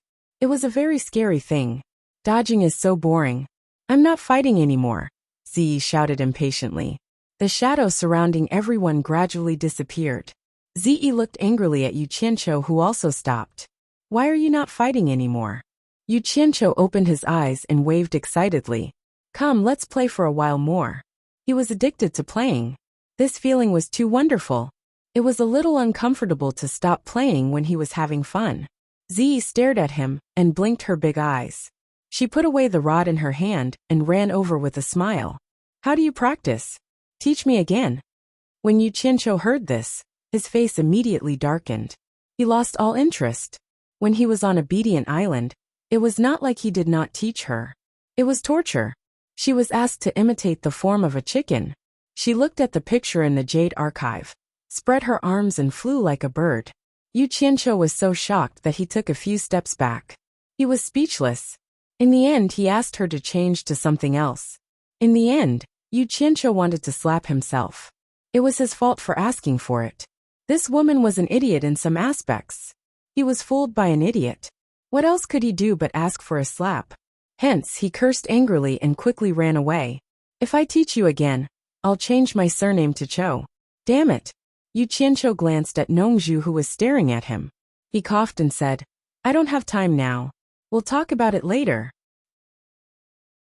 He stretched out his hand and said, Give me back my sword. Since you gave it to me, it's mine. I'm not giving it back. Ziyi rejected him decisively. Yu Qianqiu opened his mouth, but decided not to say anything. It was his bad luck to run into this father and daughter pair. He couldn't get his sword back. He turned around and walked towards the temptress. He asked with a smile, Why are you here? I'm here to broaden my horizons. I heard that you were here, so I came to look for you. With so many people around, the temptress couldn't say much. She could only say it this way. She giggled and said, I'm not familiar with this place. I'll follow you from now on. Yu Qianqiu smiled knowingly. The two of them started asking each other some irrelevant questions. Yanyu, who was beside the temptress, looked at Yu Qianqiu, who was looking straight ahead. Suddenly her nose twitched. She smelled an unforgettable body odor. His eyes abruptly widened as he sized up Yu Qianqiu's body. Then, he looked at Tianye's group of four. His complexion turned deathly pale as he stared at Yu Qianqiu. Others might not be able to tell. But how could she not recognize the body odor of the first man she had a skin-to-skin contact with? It was exactly the same as Yu Qianqiu in front of her. This ability to distinguish had nothing to do with one's cultivation. No matter how high one's cultivation was, one might not be able to tell. As long as she really cared about him, it would be hard for her to mistake him. This was a gift given to women. Perhaps she would forget it after a long time. However, she hadn't been separated from him for long. She hugged the pillow in the room and sniffed it. There was still his body odor. In addition, the two of them were similar. Tianyi and the other three people who followed Niu Yid were also present. Moreover, she knew that Niu Yid had changed his appearance. The Niu Yid she saw was not his original face. With so many coincidences, it was hard for her to mistake him. She guessed who Yu Qianqiu was in an instant. However, Yu Qianqiu did not even look at her. That kind of indifference at such a close distance made her feel like her heart was being torn apart. The temptress inadvertently noticed Yin Yu's reaction. She saw her body tremble slightly and her face pale as she stared at Yu Qianqiu. She could not help but be stunned. Yin Yu, what's wrong? Yu Qianqiu looked at her. His expression froze. He thought to himself, oh no. Yin Yu looked miserable, but she forced a smile and shook her head. It's nothing. I remembered that I have something to do in the building.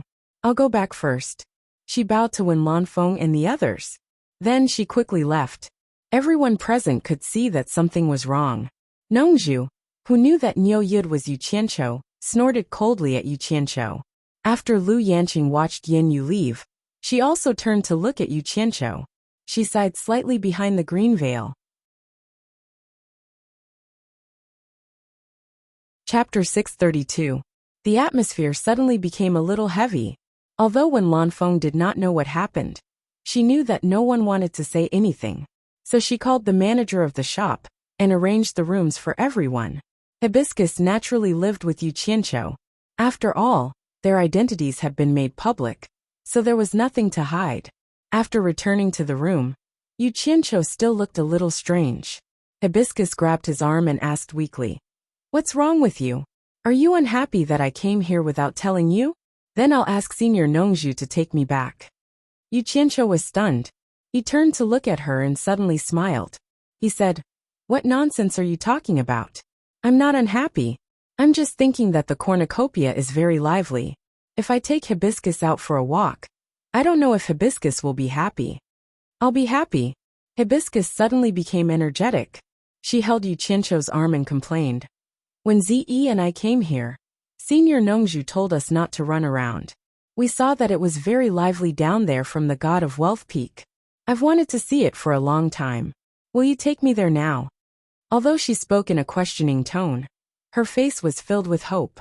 Yu Qianqiu did not have the heart to refuse her. He immediately took her hand and said with a smile, "Let's go. I'll take you there right now." Furong's face was full of joy as she followed him out. Just as the two of them walked into the courtyard, they heard someone shouting from upstairs, "Where are you going?" The two of them raised their heads and saw Ziyi poking her head out of the window. Hibiscus smiled brightly and said, "Let's go outside and have a look." "Ah!" Ziyi let out a scream and jumped down from the window without saying anything.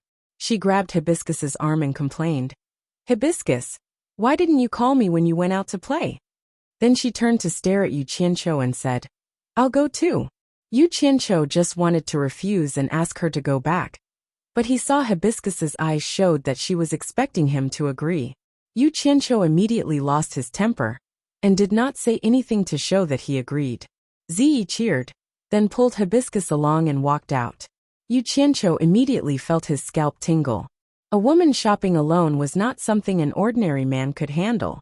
Two women shopping together, it was impossible not to be mentally prepared. Yu Qianqiu took a deep breath, patted his chest, and followed behind them. Nongzhu looked down from the window upstairs and shook her head speechlessly. Beside her, when Lanfeng asked thoughtfully, "Nongzhu, what's going on with the marriage in purple?" He would never admit to this even if he was beaten to death. Nongzhu shook her head and said, "That boy is talking nonsense. There's no such thing." As soon as Yu Qianqiu came out of the one family's merchant shop, he immediately attracted many people's attention. Yu Qianqiu glanced around coldly, but the two women didn't care so much. They looked around excitedly, their eyes sparkling. Starting from the shop next to the one family's merchant shop, they did not let go of anything. They excitedly ran in hand. Yu Qianqiu was speechless.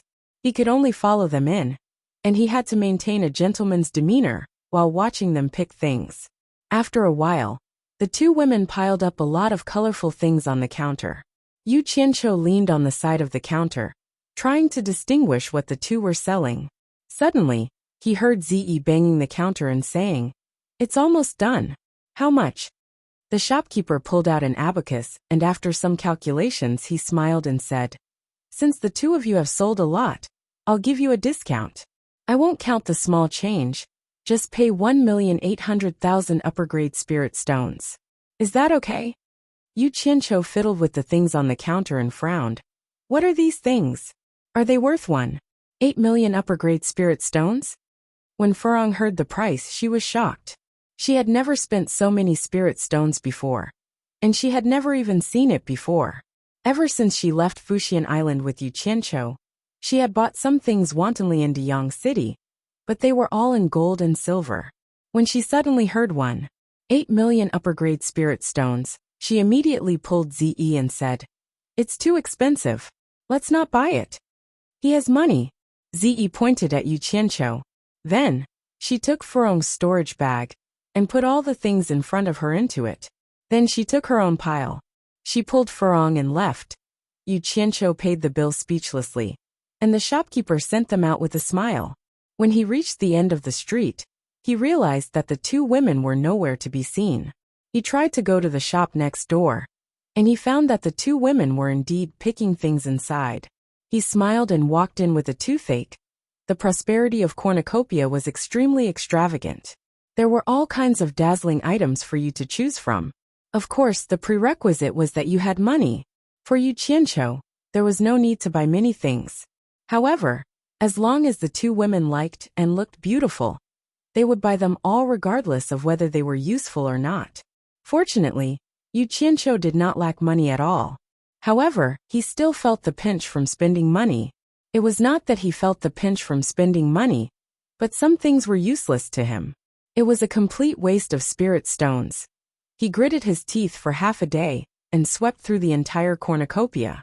Every shop was the happiest when they met such customers.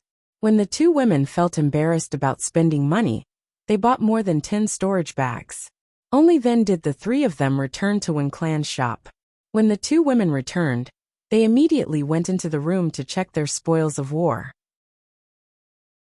Yu Qianqiu calmly asked Mo Xiaojun to go out with him. As soon as they reached the yard, a head poked out of the window on the top floor and shouted, "Yu Qianqiu, come up for a moment." It was Nongzhu. Yu Qianqiu asked Mo Xiaojun to wait for a moment, and directly jumped in through the window. Seeing that Wen Lanfeng and the other two were there, he asked Nongzhu after saluting, "What's the matter?" Nongzhu put her hands behind her back and said expressionlessly, "You and Niu Yud are old acquaintances. Help me contact him. I have something to ask him." Yu Qianqiu was stunned.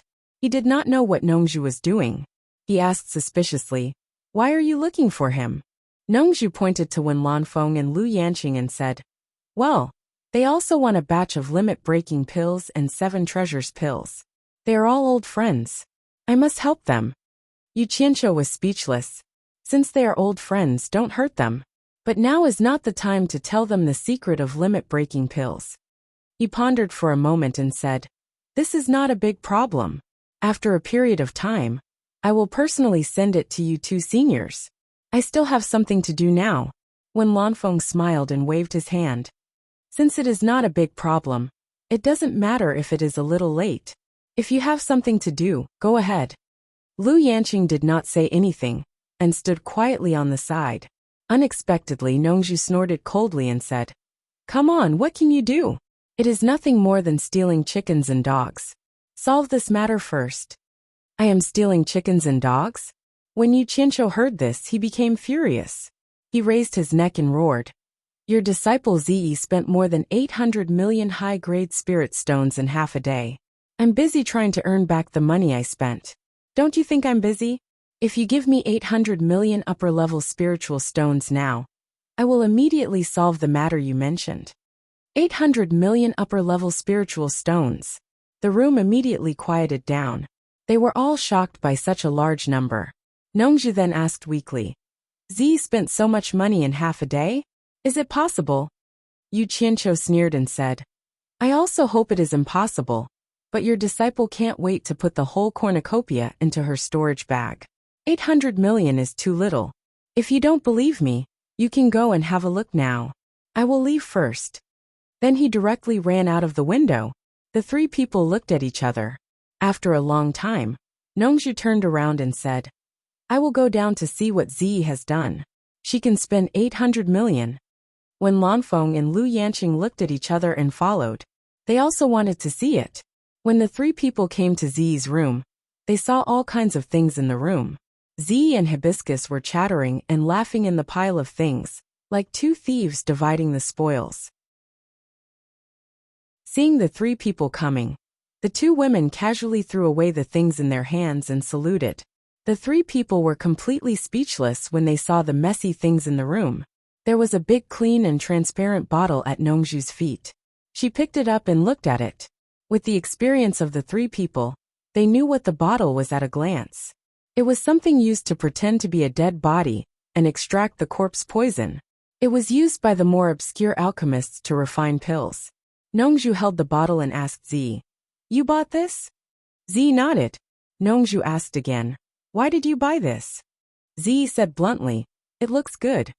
Nongzhu coughed and asked, "How much did you spend this time?" Zi thought for a moment and looked at Hibiscus. "The money we spent together should be less than 2 billion upper-level spiritual stones." 2 billion upper-level spiritual stones? Nongzhu was shocked. She looked at the things in the room and said in disbelief, "These things are worth 2 billion upper-level spiritual stones." Also, Z moved away and pointed at the dozens of storage bags on the table behind her. "The room is a little small. There are not enough things in one storage bag. I haven't taken out the other things." Nongju and the other two people were speechless when they looked at the dozens of bulging storage bags. Now they really believed that they had spent so much money. Z looked at the three people who were silent and asked curiously, "Master, what do you want from me?" "Nothing, you can continue." Nongju waved her hand and glanced at the various things in the room. She turned around and left with cold sweat on her forehead. When the three people left, the two women continued to talk about the spoils of war. When the three people returned to the top floor, Lu Yen, who had been silent, sighed and said, "It seems that Yu Qianqiu said that Z spent 800 million upper-level spiritual stones. He didn't count hibiscus in it. 800 million upper-level spiritual stones spent in half a day. Oh my god. She went shopping and spent 100 years of our Wen family savings." When Lanfeng patted Nongju's shoulder and said, "If Z wants to find someone, she must find a very rich family. Our Wen family's financial resources are definitely not enough. I think only Yin Baikong's financial resources are worthy of her. But I think Yin Baikong will also retreat when he sees her. Don't make sarcastic remarks here. Z only did it once in a while." Nongju rolled her eyes and snorted. "That kid is rich. Spending some of his money is giving him face." When Lanfeng laughed and said, "But I see that Yu Qianqiu's face is dark. It seems that he is very unwilling to give face." Chapter 633. There was a restaurant diagonally opposite the Wen family's shop. Man Hu and Yen Juexing sat opposite each other, at a table near the window on the second floor. They seemed to have no interest in the dishes on the table. Yen Juexing's eyes were always paying attention to the entrance of the Wen family's shop, while Man Hu was paying attention to Yen Juexing's expression. Ever since Yen Juexing knew that Yu Qianqiu had brought the two women to Cornucopia to buy things wantonly, Yen Juexing ran out regardless of his advice, and followed Yu Qianqiu around Cornucopia for a long time. After following Yu Qianqiu into the Wen family's shop, the two came to this restaurant. "There are a lot of people who have bad intentions towards you. It's not rational for you to run out like this." Man Hu transmitted his voice. The two sat here, and had been communicating by voice transmission. The occasional glances from the surroundings were very suspicious. Yen Juexing narrowed his eyes and said, "There are also a lot of people who have bad intentions towards Yu Qianqiu. He is also running around everywhere. If he is not afraid, why should I be afraid? It's not the same. Wen Lanfeng is more deterrent than master. With Wen Lanfeng's support, no one dares to touch him openly." Man Hu said, "It's hard to say if he goes out. It's safe in Cornucopia. Don't worry too much." Yen Juexing smiled and avoided the topic. Yu Qianqiu is really rich. He had spent a lot of money on the two women on this trip. It seems that he values those two women very much. This guy is ruthless and shameless. He doesn't seem to be easy to deal with. I didn't expect him to have such a tender side. Could it be that his weakness is his women? I can see that you are very concerned about Yu Qianqiu. It's not a normal kind of concern." Man Hu said. Yen Juexing turned his head and looked at him. There was a heart-palpitating indifference in his eyes. Then he returned to calmness and said with a smile, "He and I are old enemies. Thanks to him, my family can't reunite until now. What's more, second senior brother's enmity is also here." After seeing the change in his eyes, Man Hu's heart trembled slightly. When Yen Juexing first cultivated the demonic book, he found it difficult to control his emotions, and often had this kind of eyes. Later on, as he cultivated for a long time, he was able to control it. However, whenever this expression appeared in his eyes, it meant that he was very unhappy. Man Hu didn't say anything else. He felt that Yen Juexing's desire for Yu Qianqiu wasn't as simple as revenge. Ever since Yen Juexing frequently inquired about Yu Qianqiu's news, the world's #1 expert below the soul formation stage has appeared. Let's go and see what else he wants to do. Yen Juexing stood up and left the table. Man Hu turned his head around and saw Yu Qianqiu looking around for a while before leaving when clans shop with another person. Mo Xiaojun followed behind Yu Qianqiu. He didn't know what he was going to do, but since Niu told them to listen to him, they didn't dare to have any objections. Moreover, Yu Qianqiu's background wasn't simple either, so it wasn't too bad for them. What they saw in the Wen family's shop shocked the four of them. Obviously, their relationship with Wen Lanfeng and the others wasn't ordinary. Yu Qianqiu didn't stop all the way. He wasn't interested in the dazzling array of goods on the street at all. After accompanying Furong and Zi for half a day, he spent more than 1 billion yuan. Now he didn't even want to look at the shops on the street. One look would bring back painful memories. It was really painful, so he might as well not see it and not be annoyed. In fact, money was a small matter. It wasn't like it was robbed by others. What else could he say when his woman spent it?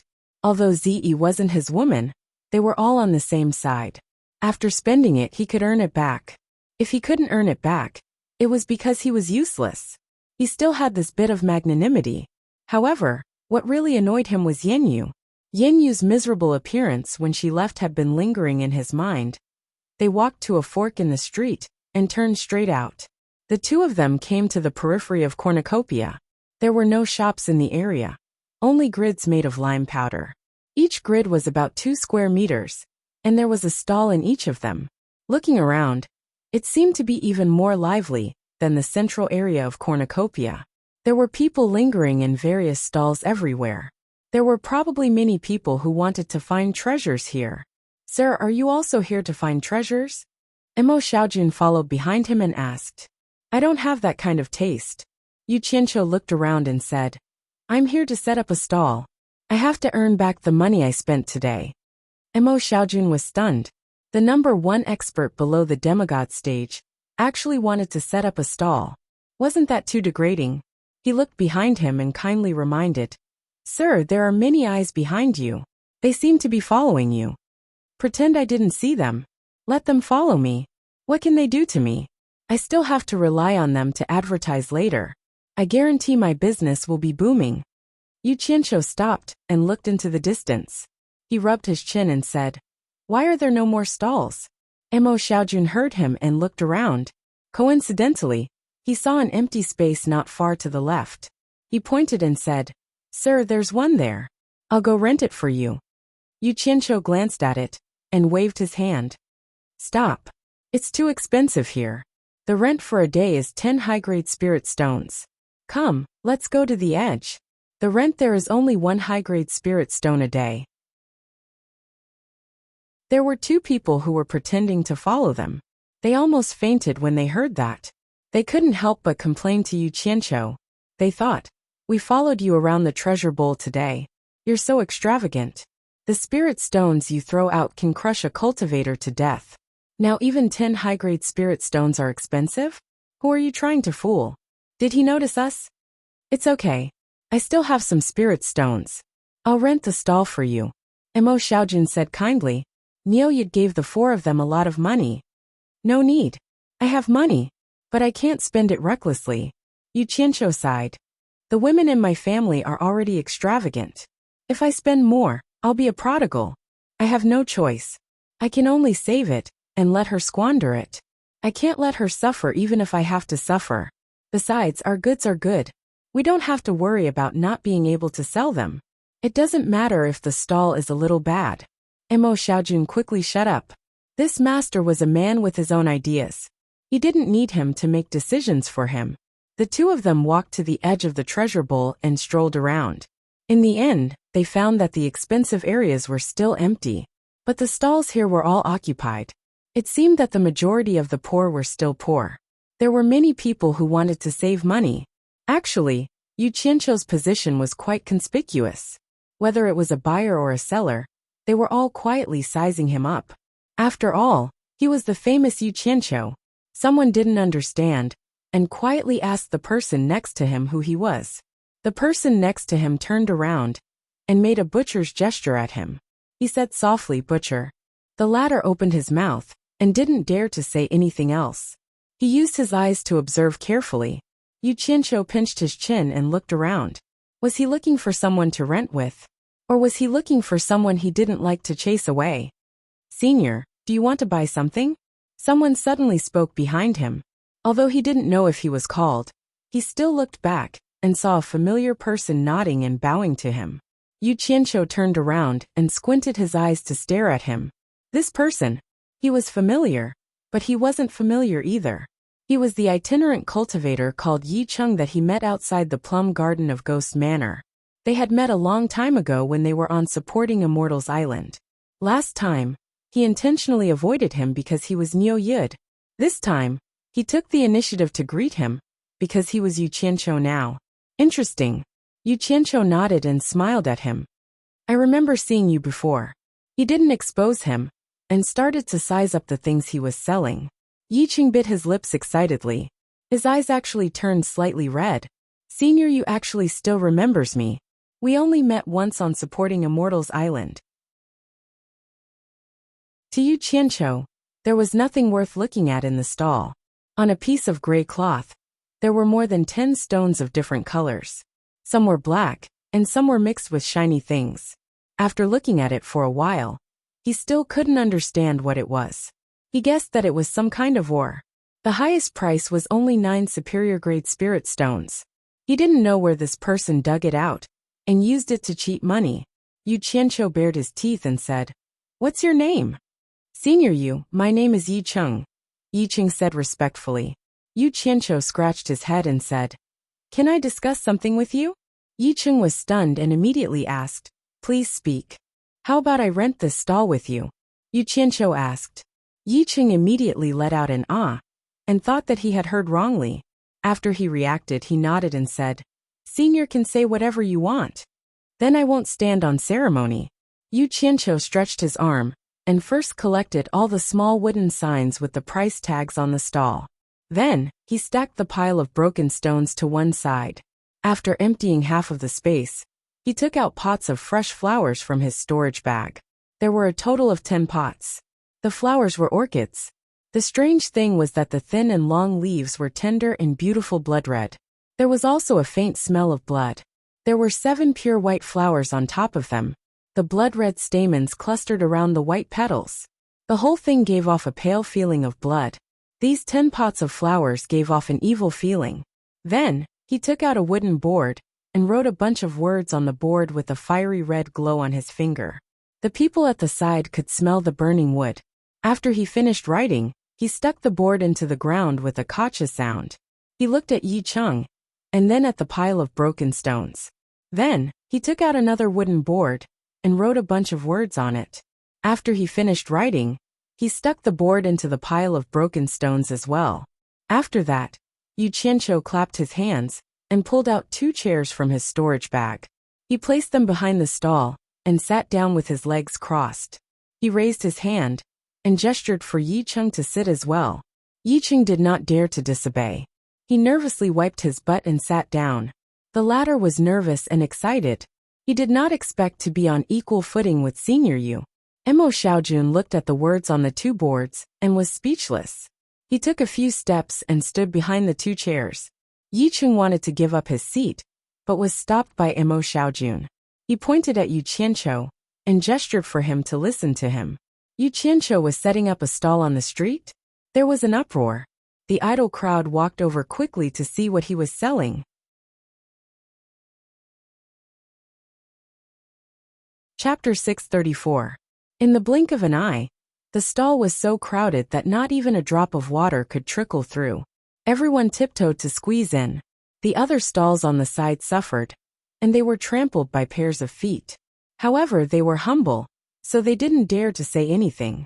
They couldn't continue, so they had to temporarily close their stalls and watch the bustle.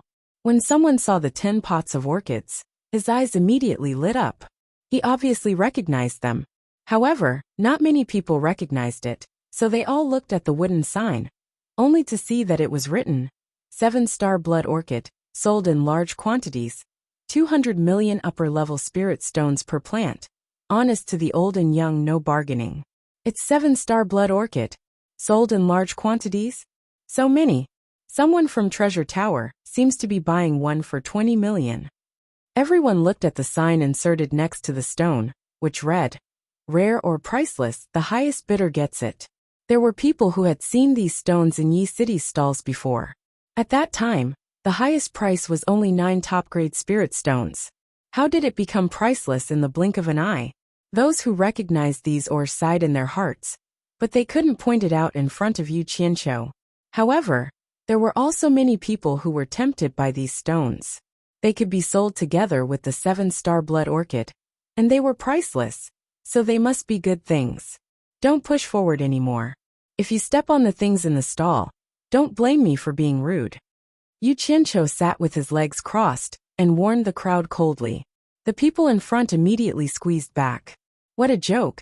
This butcher was a master who killed without batting an eye. He even dared to offend the forces of various countries. What crazy things did he not dare to do? Yi City looked at Yu Qianqiu, and then looked at the onlookers. He was very excited. Senior Yu was Senior Yu. He was so majestic wherever he went. Unfortunately, Fuxian Island couldn't keep such a talent. There were many people watching, but no one bought it at present. Yu Qianqiu silently looked at those who quietly squeezed out of the crowd and left quickly. He was not worried that the things couldn't be sold. The price was so high that ordinary people couldn't afford it. Even if he couldn't sell them, it didn't matter. He didn't think that he could make much money by selling so many blood orchids. What he had now was money. This time, he had obtained a total of 46 billion high-grade spirit stones from Embark, which was enough to feed the people in Utopia. Moreover, he had a pile of top-grade and divine-grade spirit stones as his trump card, so he did not have to worry about not having enough money to spend. Moreover, he could more or less earn enough pocket money to cover his expenses. He just wanted to see who was buying a lot of 7-star blood orchids. He thought that he knew the function of 7-star blood orchids better than the average person. No matter what, there was no need to buy a lot of 7-star blood orchids. There was something strange about it. In terms of who had a large number of 7-star blood orchids, there was probably no one who had more than him. The spiritual herb garden in Utopia was like growing cabbages. Therefore, he deliberately offered such a high price to test the market. If there was still someone willing to spend a lot of money to buy it, then the buyer's motive was questionable. Who was it? The news that Yu Qianqiu was sharing a house and setting up a stall soon spread in Cornucopia. When Lanfeng dismissed the person who reported the news and turned to ask the other two, "Setting up a stall? What does Yu Qianqiu want to do?" Nongzhu also shook her head in confusion and said, "This kid talks all day long and does all kinds of unimaginable things. Who knows what he wants to do? Strange, where did he get so many 7-star blood orchids to sell?" "Selling a lot of 7-star blood orchids." Lu Yanqing paused and said softly, "Spirit Feng Valley also raised one of the 7-star blood orchids. I have been studying it and found that this kind of spiritual herb is very magical. When it is refined with different spiritual herbs, it can produce different miraculous effects. It seems that there is infinite potential to be unearthed. Unfortunately, the cultivation period is too long, and I dare not use it freely. I only pluck a leaf every once in a while to study it, mainly because I am afraid of hurting it." As he spoke, he looked at Nongzhu and said, "This thing is very hard to come by. I also want to buy a few from Yu Qianqiu, but the price of 200 million per plant is too high. To me, it is a little too high. Nongzhu, can you help me talk to Yu Qianqiu and ask him to sell me some at a lower price? You also know that my Spirit Feng Valley is not like other places. We have almost no income and can't get so much money. Just think of it as I owe him a favor. Or I can exchange some rare elixirs with him." When Lanfeng and Nongzhu looked at each other, everyone knew that alchemy was the strength of Spirit Feng Valley, but it was hardly involved in trading. Moreover, Spirit Feng Valley's medical skills were the best in the world, but they never profited from it. They had always treated people in the world for free, including those secular mortals. Therefore, compared to other forces, Spirit Feng Valley was really poor. The disciples in the sect almost didn't use spirit stones for cultivation, but took elixirs. But it was also because of this that they won the respect of the world. Cultivators who owed them a favor, if they had the opportunity to get good spirit herbs, would give them to her free of charge. Even though secular mortals knew that Spirit Fong Valley liked all kinds of herbs. So if they occasionally came across some unknown herbs in the deep mountains and wilderness, they would send them to Spirit Fong Valley without any complaints, regardless of whether they were useful or not. In this way, Spirit Fong Valley and everyone formed a relationship of mutual dependence. In addition, Spirit Fong Valley never participated in the battle of the cultivation world, so it was not a threat to everyone. Everyone was happy to live in harmony with it. After all, they might one day need to ask Spirit Fong Valley for help. Fighting and killing, it was inevitable to suffer some incurable injuries. Even the well-known old fox, embark, would send a large number of spirit herbs at a fixed time every year for free. Using rare elixirs to exchange with him? Nongju murmured with a strange expression. She thought to herself, is there a lack of rare elixirs in that guy's hands? He can even refine those legendary heaven-defying elixirs by himself. I really don't know if the rare elixirs in your hands will catch his eye. What? Is there a problem? Lu Yanqing asked. Nongju shook her head and said with a wry smile, I trust you too, so I won't hide it from you. Lu Yanqing, if you exchange elixirs with him, I'm afraid he won't be interested in your elixirs. To be honest, that kid himself is a genius in alchemy. Some of the elixirs he refined can be called heaven-defying. His attainments in this aspect may not be lower than yours. What's more, this guy has a lot of unorthodox ways. He can always get some rare spirit herbs. You should be able to see it from the large number of 7-star blood orchids he set up today. He is also a master in alchemy. When Lanfeng was a little surprised, seeing Nongju nodding, he could not help but say, I really didn't see it. At such a young age, his cultivation is already outstanding among his peers, and he is full of wisdom and talent. I didn't expect him to be proficient in alchemy. Given time, it will be amazing. As an experienced person, he knew that it was impossible for a person to be distracted to do too many things. There were specializations. If one was good at one thing, the others must be weaker. It was rare to see someone like him who was so good at everything. When Lanfeng had to admire Bai Changchun's vision for accepting disciples again, Lu Yanqing was stunned. Thinking of Niu Yid's ability to refine limit-breaking pill and 7 treasures pill, she knew that what Nongju said was true.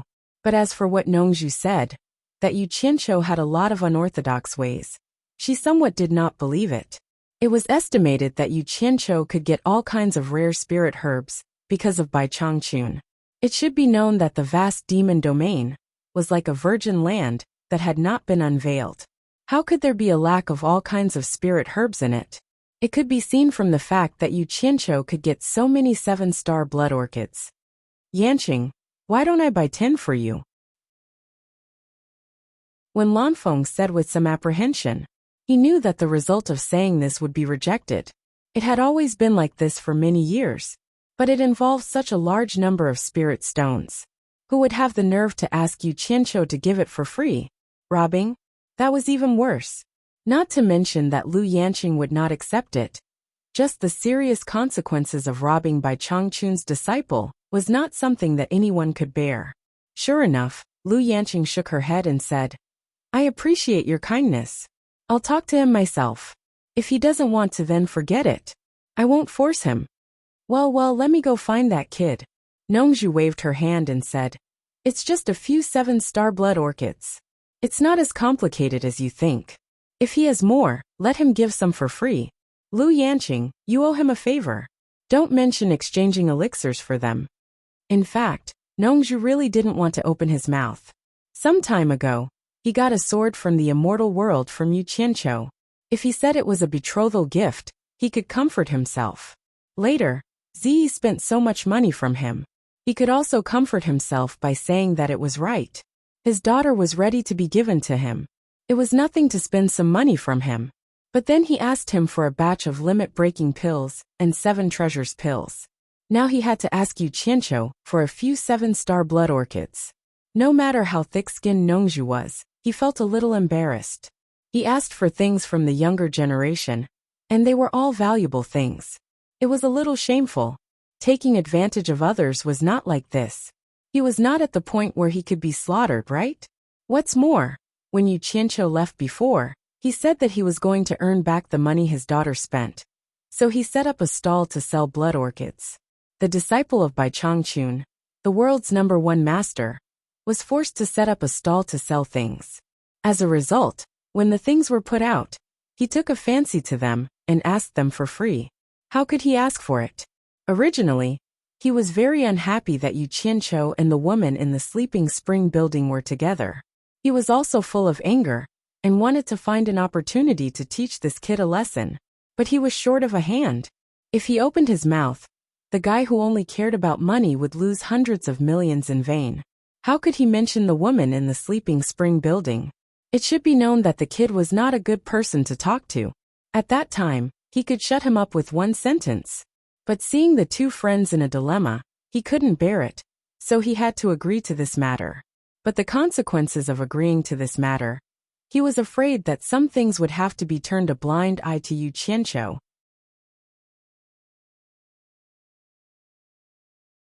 Chapter 635. It was impossible for the World Commerce Association to not know about such an uproar. On the God of Wealth Peak, Sikongju reported this matter to his master, who knew that after Yin Baikong heard this, he didn't seem to find it strange at all, and only nodded to indicate that he understood. Instead, he was more interested in the process of Hu Yuntian's disturbance at Sleeping Spring Loft, especially when he heard that there was a beauty even more beautiful than Yin. His eyes flickered, and he asked a few more questions. Sikongju went down the mountain with doubts in his heart. Could it be that his master already knew about the 7-star blood orchid? 200 million for one stock. Isn't he afraid of breaking his own teeth? This brat really dares to quote a price, but this is his style.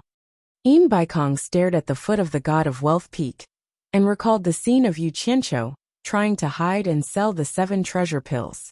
Comparing the past and the past, he realized that this fellow was indeed extraordinarily greedy. Yin Baikong gazed into the distance from the foot of the mountain and muttered to himself, to be able to take out so many 7-star blood orchids at once. It seems that this is the benefit that Niu Yud gave him. The immortal world is indeed the immortal world. The rare spirit herbs of the mortal world are probably nothing much over there. Otherwise, how could they sell so much? After some consideration, he summoned Jing Yuankong and gave him 3,007 treasure pills for him to arrange the sale. As for the rest, Yin Baikong prepared to leave it for the World Commerce Association's own use. After the next batch of goods arrived, he would consider the sale according to the situation. After repeating this a few times, he would have enough financial resources and spirit pills stored up. Once Bai Changchun entered the East Holy Land, without the most terrifying hindrance, the rise of the World Commerce Association would be unstoppable. After the news of Yu Qianqiu setting up a stall spread, the border area of Cornucopia instantly became bustling with people. Yan Juexing and Man who stood outside the crowd, because they were worried that someone would secretly attack them, they didn't dare to squeeze in to take a look. On this point, Yan Juexing was more or less not as bold as Yu Qianqiu. That fellow could still sit in a pile of enemies with his legs crossed and shout. Who was he afraid of? Yan Juexing and Man whose expressions turned serious when they heard that Yu Qianqiu had set up a stall to sell 7-star blood orchids. They felt that it was too much of a coincidence. Previously, they were still discussing with Bing Qingzi where they could get a large number of blood orchids. Now, Yu Qianqiu began to sell them in large quantities. It couldn't be more coincidental. However, the price was really ridiculously high, 200 million upper-level spirit stones per plant. Man who looked at the people coming and going and said with some worry, "If we wait like this, will someone buy it? It might be possible if the price was low, but the price of 200 million per plant is too high. Unless there is an urgent need, who would spend such a huge amount of money? Wasn't he selling them in bulk? Even if someone wants to buy it, it's impossible for them to buy it all," Yan Juexing denied. "That's true." Man who nodded his head, then slightly sighed and said, "Although the price is outrageous, but in order for you to master the devil arts as soon as possible, and have the ability to protect yourself, I'm afraid that Master will save the money to purchase the restriction-breaking Dan and 7 treasure Dan. Even if it is more expensive, he will still buy some." Yan Juexing was silent in thought. If my demonic technique can reach the great accomplishment stage early, this little money is nothing. But he wouldn't directly say this to Man Hu. But this is also good. At least Master doesn't have to violate the oath to go to the Wu clan in the Chinese cultivation world to find the blood orchids. Man Hu said with emotion. Yan Juexing heard this and suddenly narrowed his eyes. In his mind, he recalled the scenes of meeting Yu Qianqiu and Wu Lixue several times in the Wu clan. He said in a deep voice, I understand, so it is him. What? Man Hu asked with some doubts. Yan Juexing slowly explained. I know who the Wu clan's 7-star blood orchids came from. I should have thought of it earlier, otherwise it wouldn't be so coincidental. Back when Yu Qianqiu was in the Wu clan happened to be auctioning the 7-star blood orchids. Later, I found it strange. Why did the Wu clan auction such rare spiritual herbs one after another? I haven't even heard of it in other places. Today, this guy just happened to have a bunch of 7-star blood orchids for sale. Connecting the two matters together, it is very clear. In fact, he had only guessed half of it. When the Wu clan first auctioned the 7-star blood orchids, Yu Qianqiu was just a buyer.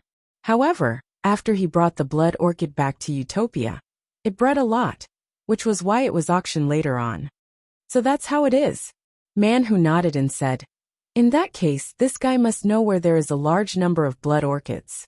It would be good if we can get some information from him. After all, the more blood orchids you have, the better. Spending money to buy them isn't a solution. This guy's price is too high. And if we buy too much, our ice palace won't be able to afford it. Find a chance to meet him alone. I have a way to get it out of him. Yan Juexing said confidently. Man Hu's eyes lit up. Just as he was about to say something, he heard someone laugh and say, so Brother Man and Brother Yan are here too. The two of them turned around and saw it was none other than Hu Yuntian. Looking at his happy face, it seemed that the embarrassing incident at the Sleeping Spring Loft didn't affect him anymore. Hu Yuntian had 4 followers behind him. After the 3 of them greeted each other, Hu Yuntian looked at the crowded place and said with a smile, are the 2 of you here to watch the show? Why don't you go in and take a look? Squeezing with them is beneath my dignity. Man Hu looked at the crowd in disdain and found a good excuse. Haha, that's easy. Hu Yuntian waved at the 4 people behind him, and they immediately opened up a path in front of them. They kept shouting, make way, make way.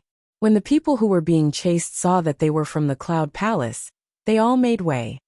Please. Hu Yuntian waved at the 2 of them. The 2 of them looked at each other and didn't stand on ceremony. They followed him in. Yu Qianqiu's stall was set up for half a day. There were many people looking at it, but no one was interested in it. The 7-star blood orchid wasn't sold, but Yi Cheng's pile of broken stones were sold at a high price. They were sold for more than 50,000 high-grade spirit stones. Yi Cheng naturally knew that it was because of Yu Qianqiu, so he wanted to give him the spirit stones. But how could Yu Qianqiu take advantage of this? So he firmly refused. After being stared at for so long, Yu Qianqiu was a little depressed. Just as he was comforting himself to be patient, he suddenly heard someone shouting to open up a path. Turning his head, he saw a few people walking over in an imposing manner. He didn't know Hu Yuntian, so he was stunned when he saw Man Hu and Yan Juexing. When Man Hu saw him, he couldn't help but think of his second brother's death. His expression didn't look good even if he wanted to. Instead, Yan Juexing cupped his hands and smiled.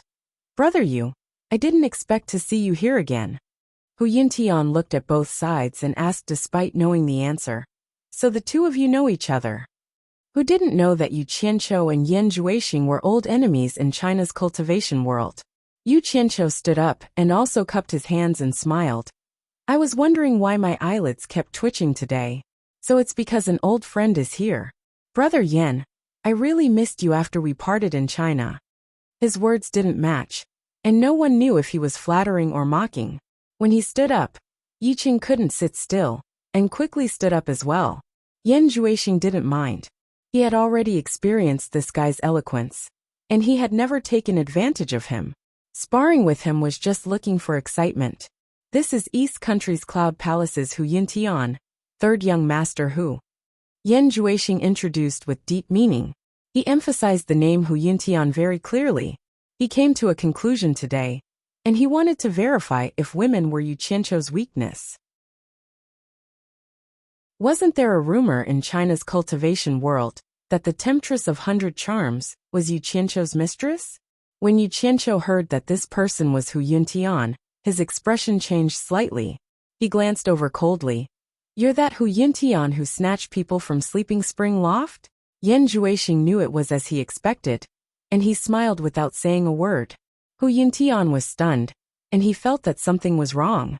Judging from Yan Juexing's tone, he didn't seem to like him, and he didn't know when he had offended Yan Juexing. He paused for a moment and smiled. It was a moment of recklessness, and I've embarrassed myself in front of Brother Yu. On the other hand, Brother Yu's reputation as the #1 expert below spirit severing stage is something that I've long heard of. As he spoke, he glanced at Yan Juexing, and he realized that he had been tricked.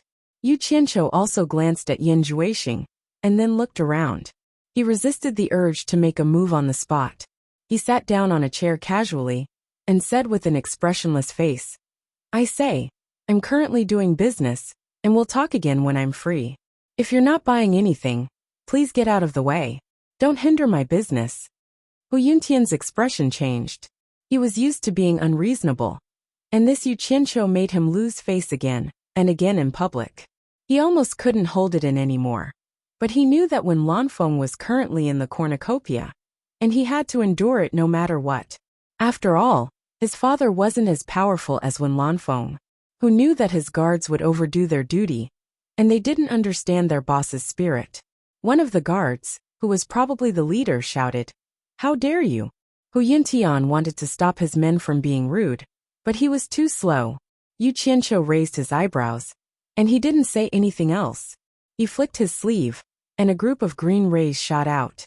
The guard was shocked. He didn't expect the other party to attack without saying a word. He was a disciple of the Yin Palace.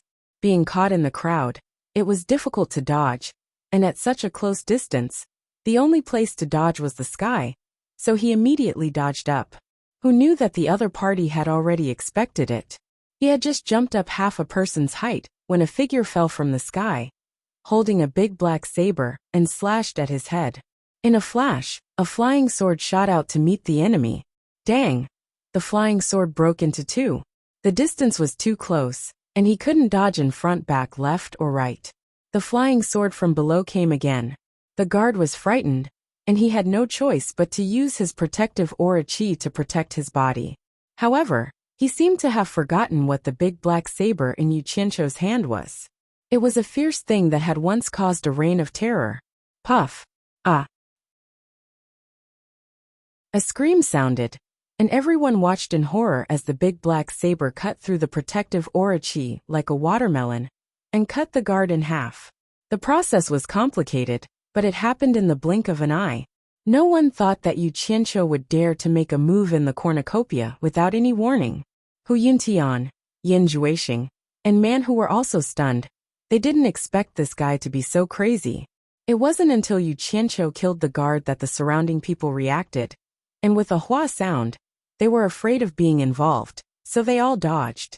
In such a crowded situation, the scene could be imagined. It was called a person colliding with another.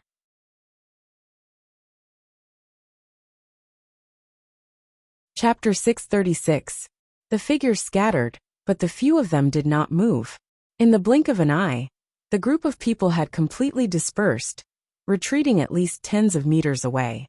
Man Hu Yan Juexing, Hu Yuntian, the remaining 3 guards, and Mo Xiaojun and Yicheng.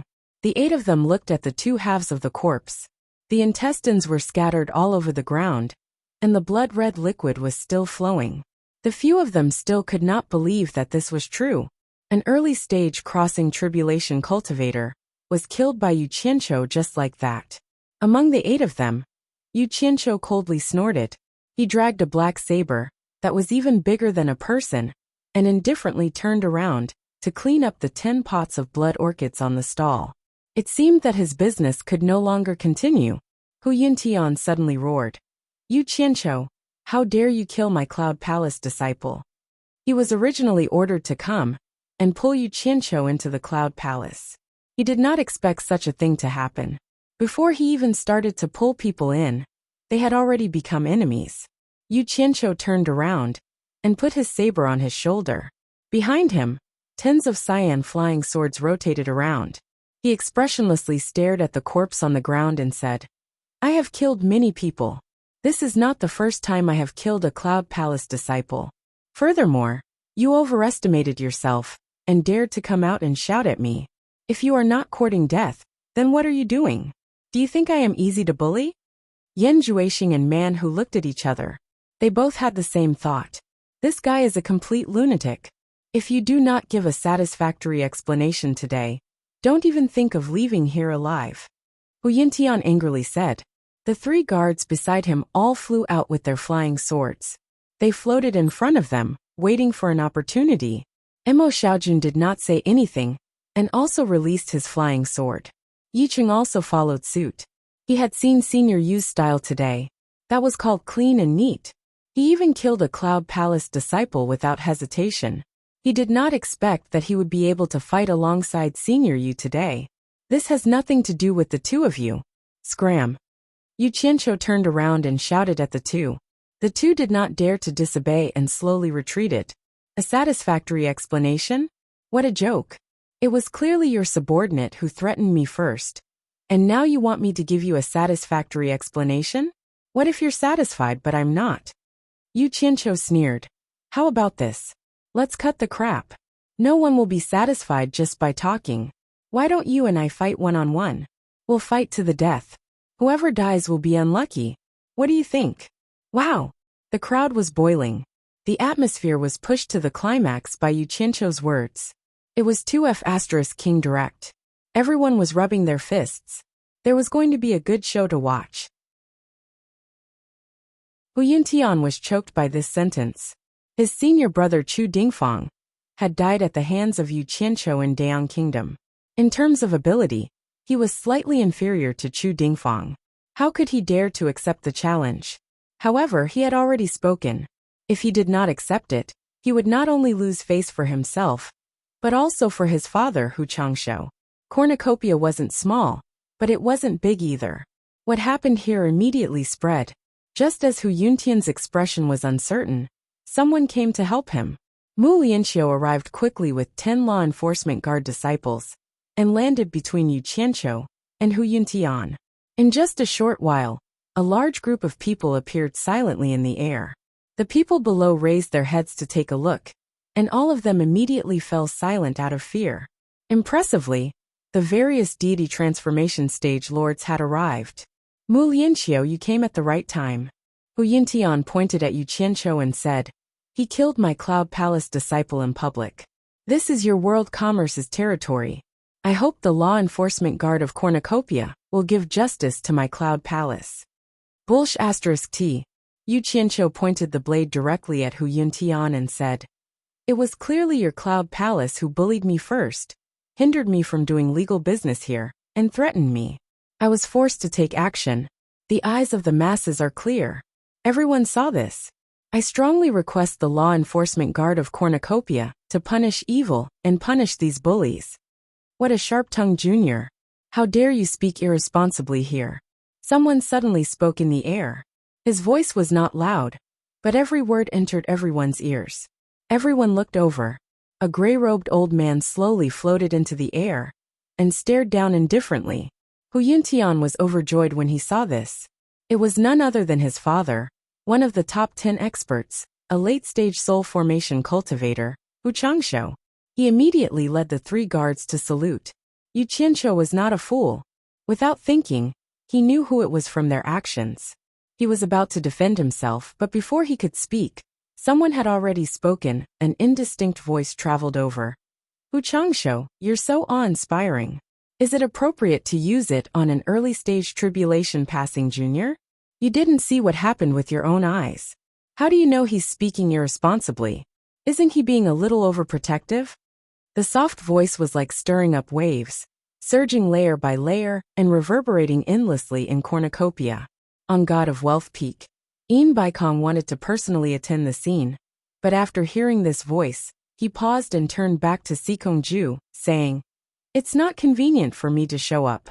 You handle it, and keep in touch with me through voice transmission." Sikongju accepted the order and left. Most of the people below didn't know who the speaker was. But from the voice, they knew the speaker was not simple. Otherwise, he would not speak to Hu Changsha like this. Those who knew were slightly shocked. When Lanfeng's words were not false, he was indeed supporting Yu Qianqiu. Suddenly, 3 people appeared in the air and stood face to face with Hu Changsha. They were Wen Lanfeng, Lu Yanqing and Nongzhu. When Lanfeng stood in the middle, Hu Changsha's expression changed.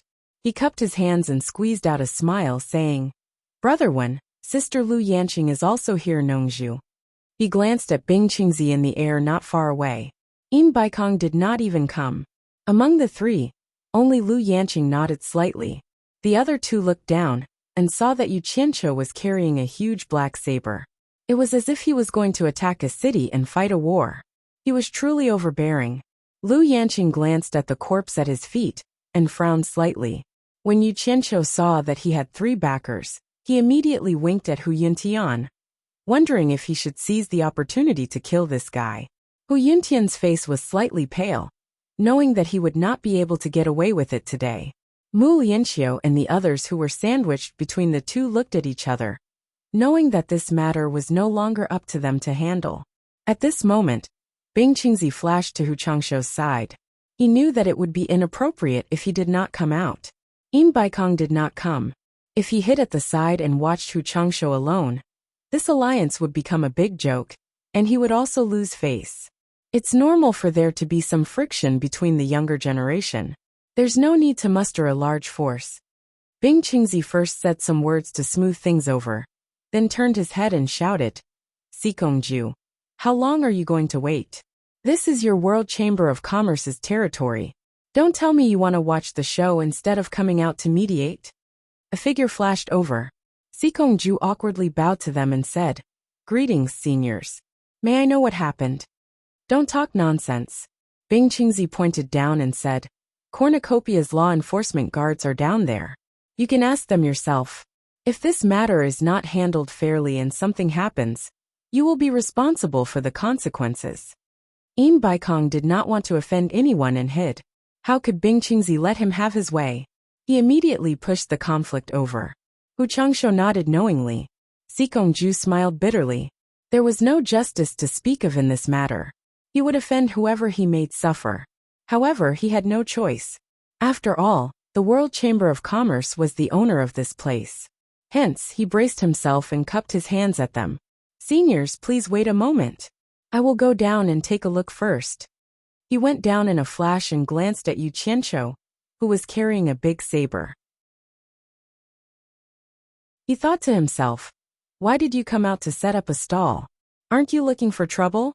He then asked Mu Lianqiu in a deep voice, "What exactly is going on?" Mu Lianqiu bowed and said, "I have just arrived and have not figured out the cause of the matter." Even if he knew, he could not say it clearly. Otherwise, not only would he be embarrassed, his master would also be embarrassed. He would definitely punish him when he returned. The best outcome for this matter was to let it go unsettled. Sikongju nodded and looked at the people causing trouble on both sides. He said sternly, "How dare you cause trouble in Cornucopia? Explain the matter clearly. Otherwise, no matter who is behind you, you will be severely punished."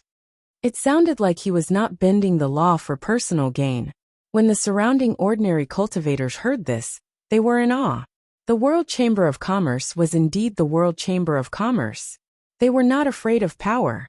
However, to those soul formation experts in the air, they were well aware that it would be strange if this matter could be explained clearly. Sikongju was clearly trying to smooth things over. By saying such words, he was protecting the World Chamber of Commerce's face, and also letting the matter go unsettled. Swish! The big saber in Yu Qianqiu's hand was stabbed into the ground. The green flying sword on his back flashed into his sleeve. He raised his finger and said to Hu Yuntian and the rest, 1, 2, 3, 4, 5, 6. Even Man Hu and Yin Juexing were counted. He then cupped his hands at Sikongju and said, "Senior Sikong, There is no need to explain this matter. There are 6 of them, and only one of me. Anyone with a discerning eye can tell who is bullying who. They are clearly taking advantage of their power to bully others. Senior Sikong, you have to uphold justice for me. I was only setting up a small stall here, but their group came to cause trouble. This guy lying on the ground even threatened me, so I had no choice but to kill him. What does it have to do with us? Man Hu and Yan Zhuixing's expression changed. This guy was pestering endlessly, and actually dragged the 2 of them into this. However, Bing Qingzi and Hu Changsha were both present. Both parties were allies. If they publicly said that they weren't on the same side, what would others think? There would be suspicions of being afraid of trouble. The one who would be the most embarrassed would probably be Bing Qingzi. Yu Qianqiu, don't talk nonsense here. Hu Yintian said angrily. It was clearly you who spoke rudely first. You were also the one who killed him when there was a disagreement. You still dare to frame us. I spoke rudely first. Yu Qianqiu sneered. It seems like I have always been polite. Why don't you tell me what offensive words I've said? You. Hu Yintian was at a loss for words. Yu Qianqiu smiled contemptuously. Can't say it right? Let me say it for you. I clearly said that I am currently doing business, and we can slowly chat when I have time. If you are not buying anything, then please move aside and don't hinder my business. Very courteous words. Could it be that these words are also called rude words? You guys are bullying others with your power.